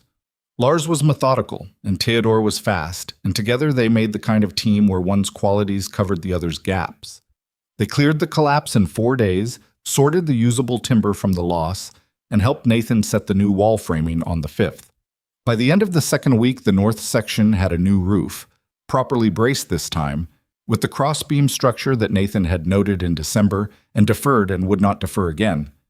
And the cottage was whole. It was, Nathan noted as he stood outside on the last evening of the repair work, better than it had been before. The new roof had a steeper pitch that would shed snow more efficiently. The north wall framing was stronger than original. The storm had cost them something, and the repair had returned more. He didn't say this to anyone. It seemed like the kind of observation that was more useful carried quietly than spoken aloud. Babette. The water rights case was heard in October, as Hale had promised, before a circuit court judge named Franklin Oakes, who had the reputation of being thorough to a point that some attorneys found exhausting and others found reassuring, depending on which side of a case they were on. Hale had spent the intervening months building the argument with the same unhurried precision he brought to everything. The foundation of the case was established use. The Ashcroft Properties irrigation system had been using that channel continuously since Edmund's father built it in 1849, nearly 40 years of uninterrupted agricultural use that predated Blackwell's claim by nearly 4 decades. Hale had documentation. He had Gus's testimony about the channel's history, supported by a written account the older man produced with a specificity about dates and maintenance that surprised Nathan and clearly surprised Hale. He had Nathan's channel extension as evidence of active, ongoing use rather than abandonment. The argument being that a property owner who invests labor in improving irrigation infrastructure is not a property owner who has relinquished claim to the water source. And he had, unexpectedly, a letter from the Territorial Land Office in the capital, which Vivian had written to in June, and which had produced, after 3 months, a response indicating that Blackwell's prior claim had been filed using an incorrect parcel description. A clerical matter, the Land Office said, but one that meant the claim as filed did not legally apply to the channel in question. This last piece of information Hale had delivered to Vivian and Nathan in his office on a Tuesday in September, setting the letter on the desk with the careful satisfaction of a man who has found the thing he was looking for.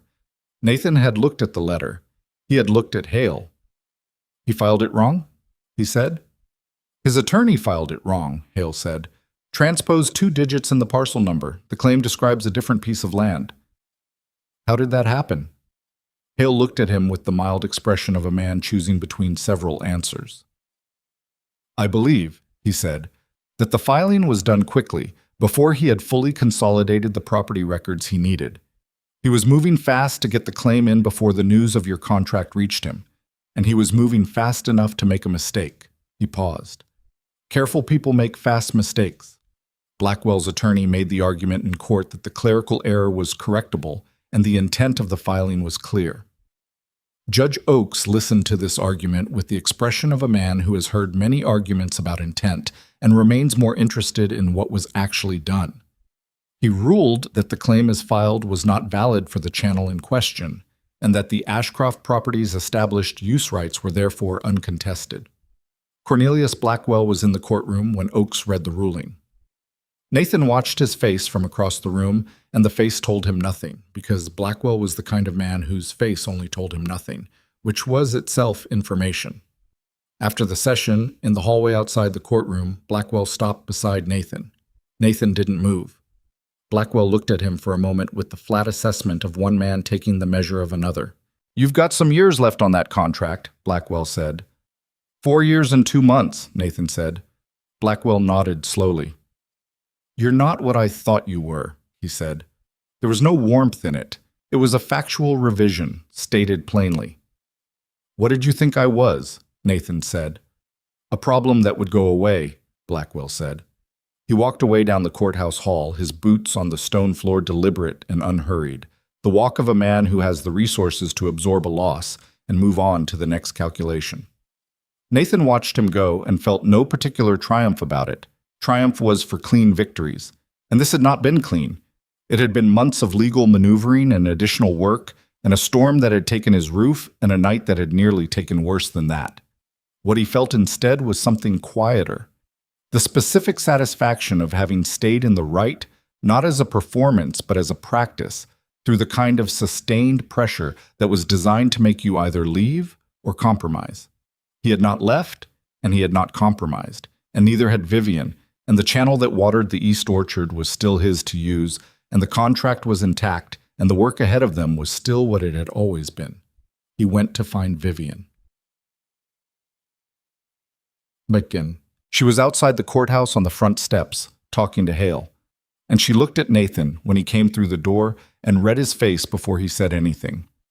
Good, she said to Hale, and Hale nodded and excused himself. She looked at Nathan. He said you weren't what he thought you were, Nathan said. What did he think you were? A problem that would go away. Something moved in her expression. He said something similar to me, she said. 3 years ago, when he first made the offer. He said Edmund's estate would become unmanageable for a woman alone, and that I should take the practical path. And you said? I said I'd let him know if I needed advice. She looked out at the street, Silver Creek in October, the trees along the creek road in the process of letting everything go, the way they did this time every year. He's a practical man. He's not wrong that the estate was difficult to manage alone. She paused. He was wrong about what alone meant. He thought it was a permanent condition. Nathan stood beside her on the steps and looked at the same trees. He thought loneliness made people predictable, Nathan said. Yes, she said. Most people let it. He looked at her. She was looking at the street, and there was something in the angle of her face that he had learned in 10 months of daily proximity to read as a moment when she was closer to saying something than she usually allowed herself to be. Vivian, he said. She looked at him. He had not prepared anything to say, and he did not try to prepare it now. I know we have 4 years left on the contract, he said, and I'm going to finish every month of them, and I'm going to do it right. That's not going to change. She waited. But I want to tell you something that's outside the contract, he said, because I've been not saying it for long enough that not saying it has started to feel like a choice I'm making, and I don't want to make it by default. She was very still.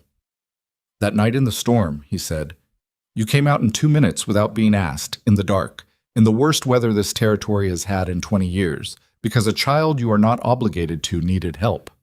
He paused. And it was not the first time. It was just the time I couldn't pretend I wasn't seeing it. She said nothing.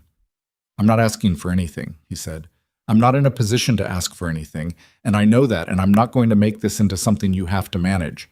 I just... He stopped. He was not practiced at this.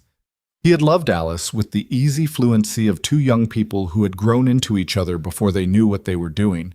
And that particular fluency was gone, and he didn't know if what replaced it was supposed to feel this deliberate. I just wanted you to know that what's happened here, what you've done, for him and for me, I see it clearly, and I think you should know that someone sees it. Vivian looked at him for a long time. The wind off the mountains moved along the street and took some leaves with it. "You're a very careful man," she said. "I've had to be."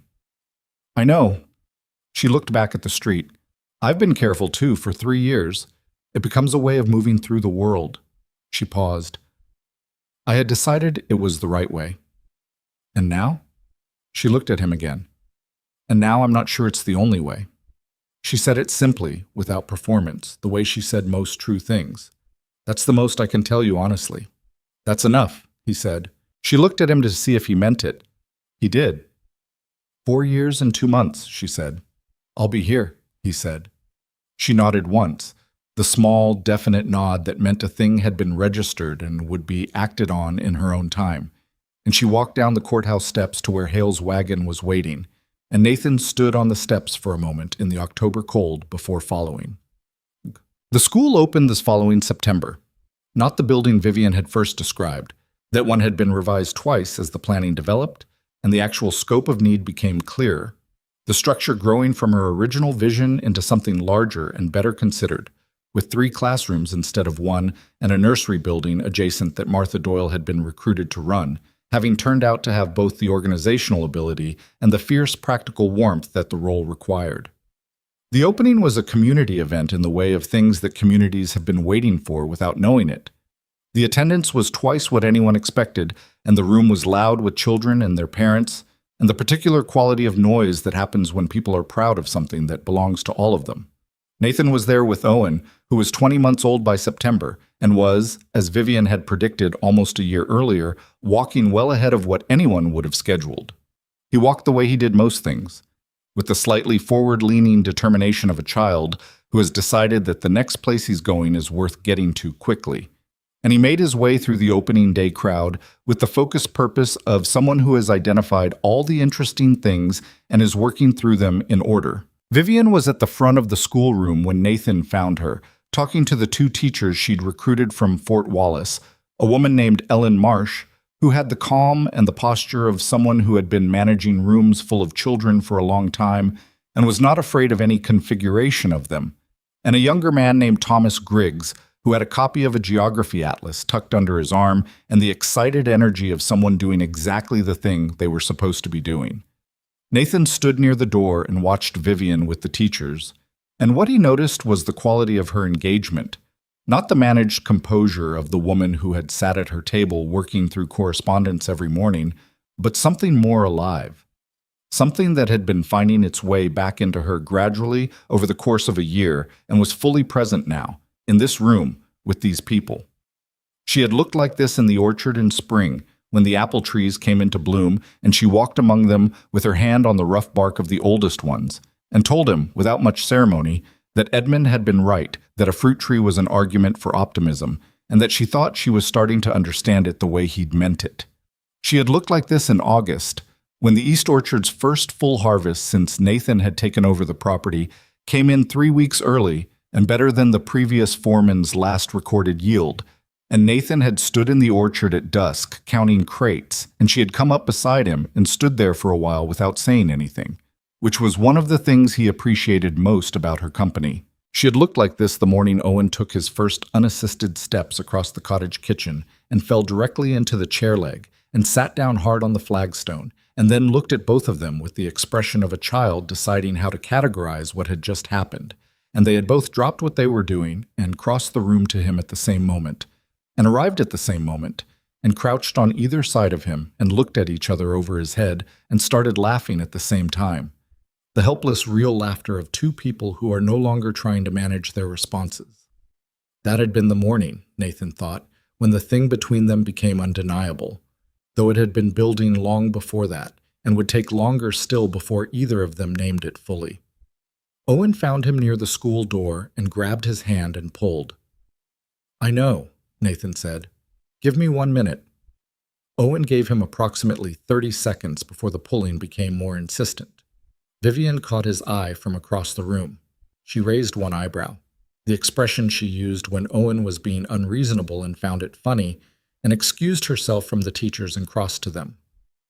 "He wants to see the nursery building," she said, looking at Owen, who looked up at her with the immediate focused attention he had always given her. "He wants to see everything," Nathan said. "That's how he is," she said, not with frustration, with the matter-of-fact affection of someone who knows a child's specific character and has made their peace with it, the way you make peace with things you've decided you wouldn't trade. They went to see the nursery building. Tates. The water rights ruling had changed Cornelius Blackwell's position in ways that played out slowly through the following year. He did not disappear from Silver Creek. Men with his resources don't disappear, they simply reorient. But the campaign against the Ashcroft property ended without announcement, in the way that campaigns end when the people running them have quietly concluded that the cost of continuing exceeds what the objective is worth. He made one more approach, in December of that year, through Hale, a formal offer for the east parcel at fair market value, which was, Nathan noted, significantly more than the lowball offers of the previous winter. Vivian declined it, and Nathan never heard another one after that. What Silver Creek decided about the situation, in the slow collective way that small communities decide things, was that Vivian Ashcroft had been right, and Cornelius Blackwell had been managing his own interests while calling them community interests, which was a thing Silver Creek had always suspected about him, and now had a specific example to confirm. This didn't ruin Blackwell. He was too established for that. But it changed the texture of his standing in the town in ways that were real even if they were difficult to point to specifically. What Silver Creek decided about Nathan was a more gradual thing and not without its complications, because small towns don't change their minds about people cleanly. There were those who had always thought the gossip was wrong, and said so now without embarrassment. There were those who had believed the gossip and had the particular difficulty of people whose certainties have been revised. Some of them came around, some of them didn't. And Nathan did not spend energy on the ones who didn't, because energy was a finite resource, and he had better uses for it. Martha Doyle continued to be straightforwardly decent to him, as she had always been. The Van brothers, after the cottage repair, had stayed on seasonally to help with the heavier property work, and they had the specific easy comfort of men who had worked alongside each other long enough to trust each other's judgment. Gus continued to say approximately 8 words a day, and to make them count. The East Orchard produced well in its second year and better in its third, which was the first year that the full effect of Nathan's pruning and irrigation improvements showed up in the yield. He sold the surplus at the Silver Creek market, which brought him into contact with the community in a different way than he'd had before. Not as the man living on the widow's property, but as the man whose apples were better than the ones coming in from the valley, which was a different kind of reputation and the kind he'd been working toward. He kept his accounts clean. He continued to bring Vivian the weekly receipts, though by the second year this had stopped being a formal accounting and had become more of a conversation about the property's direction, what he was seeing, what he thought should happen next, what she wanted to prioritize. She had strong views about the property, grounded in 40 years of proximity to it, and he had strong views about the work, grounded in what he could see the land needed, and most of the time these views aligned, and occasionally they didn't, and on those occasions they argued with the specific productive friction of two people who both know enough to disagree usefully. He liked those arguments. He noticed that he liked them, and that liking them said something about what this had become. Owen, growing steadily through his second and third year, was the center of a life that had expanded considerably from the single room at Pelham's boarding house, where Nathan had sat counting 63 cents on a table. He was a child with opinions, as he had been a baby with opinions, and the opinions had gotten more specific and more verbal as language arrived. At first a few words, then a rush of them, as if he'd been waiting to have enough and then deployed them all at once. He called Vivian by her first name, which was what he'd heard Nathan use, and she had never corrected this, and Nathan had watched her not correct it one morning and understood that she had made a choice about what that meant and was not going to say so. He understood it. He was making the same choice, slowly, in his own way. The 5-year mark arrived on a Thursday in November. Nathan knew the date without looking at the calendar because he'd been aware of it approaching for months, the way you're aware of weather coming. Not anxious about it, but attentive, tracking what it meant and what it would require of him. What it required was simple. He had fulfilled the contract. The county recorder had been notified, as the contract specified, of the completion of the 5-year term. Hale had prepared the deed. Vivian had signed it in September, before the anniversary, because she had the same quality of looking ahead that Nathan had, and she didn't want the date to arrive with paperwork undone. On the Thursday that was the 5-year mark, Nathan walked out into the east orchard at midday. The apple trees had lost their leaves for the season, which was the right time of year for seeing what they actually were. No fruit, no canopy, just the structure of them, the branching that showed the years of care. The oldest tree, Edmund's father's tree, had a trunk that Nathan could now just barely wrap his arms around, if he tried, because his arms had gotten longer and the tree had gotten wider, and somewhere in those 5 years they had met each other at the perimeter of what was possible. He stood at the base of that tree and put his hand on the bark. He thought about a man carrying apple grafts in a cotton sack across a continent, betting on soil he hadn't tested yet. He thought about Edmund Ashcroft learning to prune from his father and doing it for decades until he couldn't anymore. He thought about Vivian walking this orchard alone for 4 years and not being able to make herself keep it up because grief works on people in specific and non-negotiable ways. And the specific way it had worked on her had been to take away the future orientation that tending living things requires. He thought about a dented can on a counter and 63 cents, and a man who almost didn't come back from that moment with anything intact, except by some combination of stubbornness and luck, his own sense of what he was. He reached into his coat pocket. He had found the stone in the creek bed in January of the first year, during the hard cold, when he'd gone to check the ice situation on the upper channel, and come back a longer way than necessary because Owen had been asleep, and the cottage had been warm, and he'd had, for the first time in what felt like a long time, a few minutes that didn't require anything of him. He'd picked it up because it was smooth and heart-shaped in the specific way that creek stones get when the water has worked on them for long enough, and he'd put it in his pocket without thinking much about it, and it had stayed there, moving from coat to coat as the seasons changed, in the way that small objects accumulate meaning, not by intention, but by duration. He held it now, and looked at it and thought that it looked like what it was, a rock that a river had worked on for years until it became something different from what it started as. He heard the orchard gate. Vivian came through it the way she came into most places, at her own pace, looking around at what was there. She was wearing her winter coat, the gray one, and her hair was up, and she was carrying 2 cups of coffee because that had been the shape of their mornings for long enough that it was simply what mornings were. She saw him at the oldest tree and came to him, and she handed him a cup without ceremony, and they stood together at the base of it the way they'd stood in this orchard on other mornings in other seasons, easy with each other's proximity in a way that had grown so gradually neither of them had experienced it arriving. "Today," she said. "Today," he agreed. She drank her coffee and looked at the tree. "Hale has the deed ready." "I know. I'll sign it this afternoon." She nodded. She was quiet for a moment. "Nathan," she said. He looked at her. She looked at him. And in her face was the thing that had been there since the courthouse steps in October, since the storm, since the morning with the orchard gate and the apples and Edmund's sentence about optimism. The thing that she had been letting come at her own pace in her own time, which was the only pace and time she trusted, and which he had understood was the only pace and time that would produce something real rather than something expedient. "I've been thinking," she said, "about what comes after a contract." He looked at her. "I've been thinking about it since October," she said. "The courthouse steps. I told you I wasn't sure careful was the only way to be." She paused. "I've had over a year to consider it." "And?" he said. "And I think I've been careful long enough," she said. "I think careful kept me intact when I needed to stay intact, and now I'm intact, and there are other things to be." He opened his hand and showed her the stone. She looked at it. She looked at the shape of it, the smoothness, the creek-worn heart of it. "Where did you get that?" she said. "The upper channel, first winter." He looked at it. I've been carrying it for 5 years. She looked up at him. I'm not going to make a speech, he said. You'd find a speech suspicious, and so would I. He held the stone out to her. But I would like to ask you something. She took the stone. She held it in her palm and looked at it, and then looked at him, and her face had the quality it had at 2 a.m. on the night of the storm, the person she was when nothing was being performed.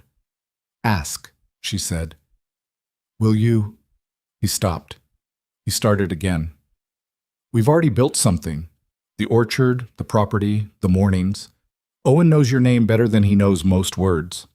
He looked at her. I'd like to make it permanent. Not because the contract is done and I need something to replace it, because what we have is the kind of thing that deserves to be called what it is. She held the stone. She was quiet long enough that he felt the specific weight of a moment that could go one of two ways and is not yet clear which. You said you weren't going to make a speech, she said. That wasn't a speech. That was a question. It was adjacent to a speech. Vivian.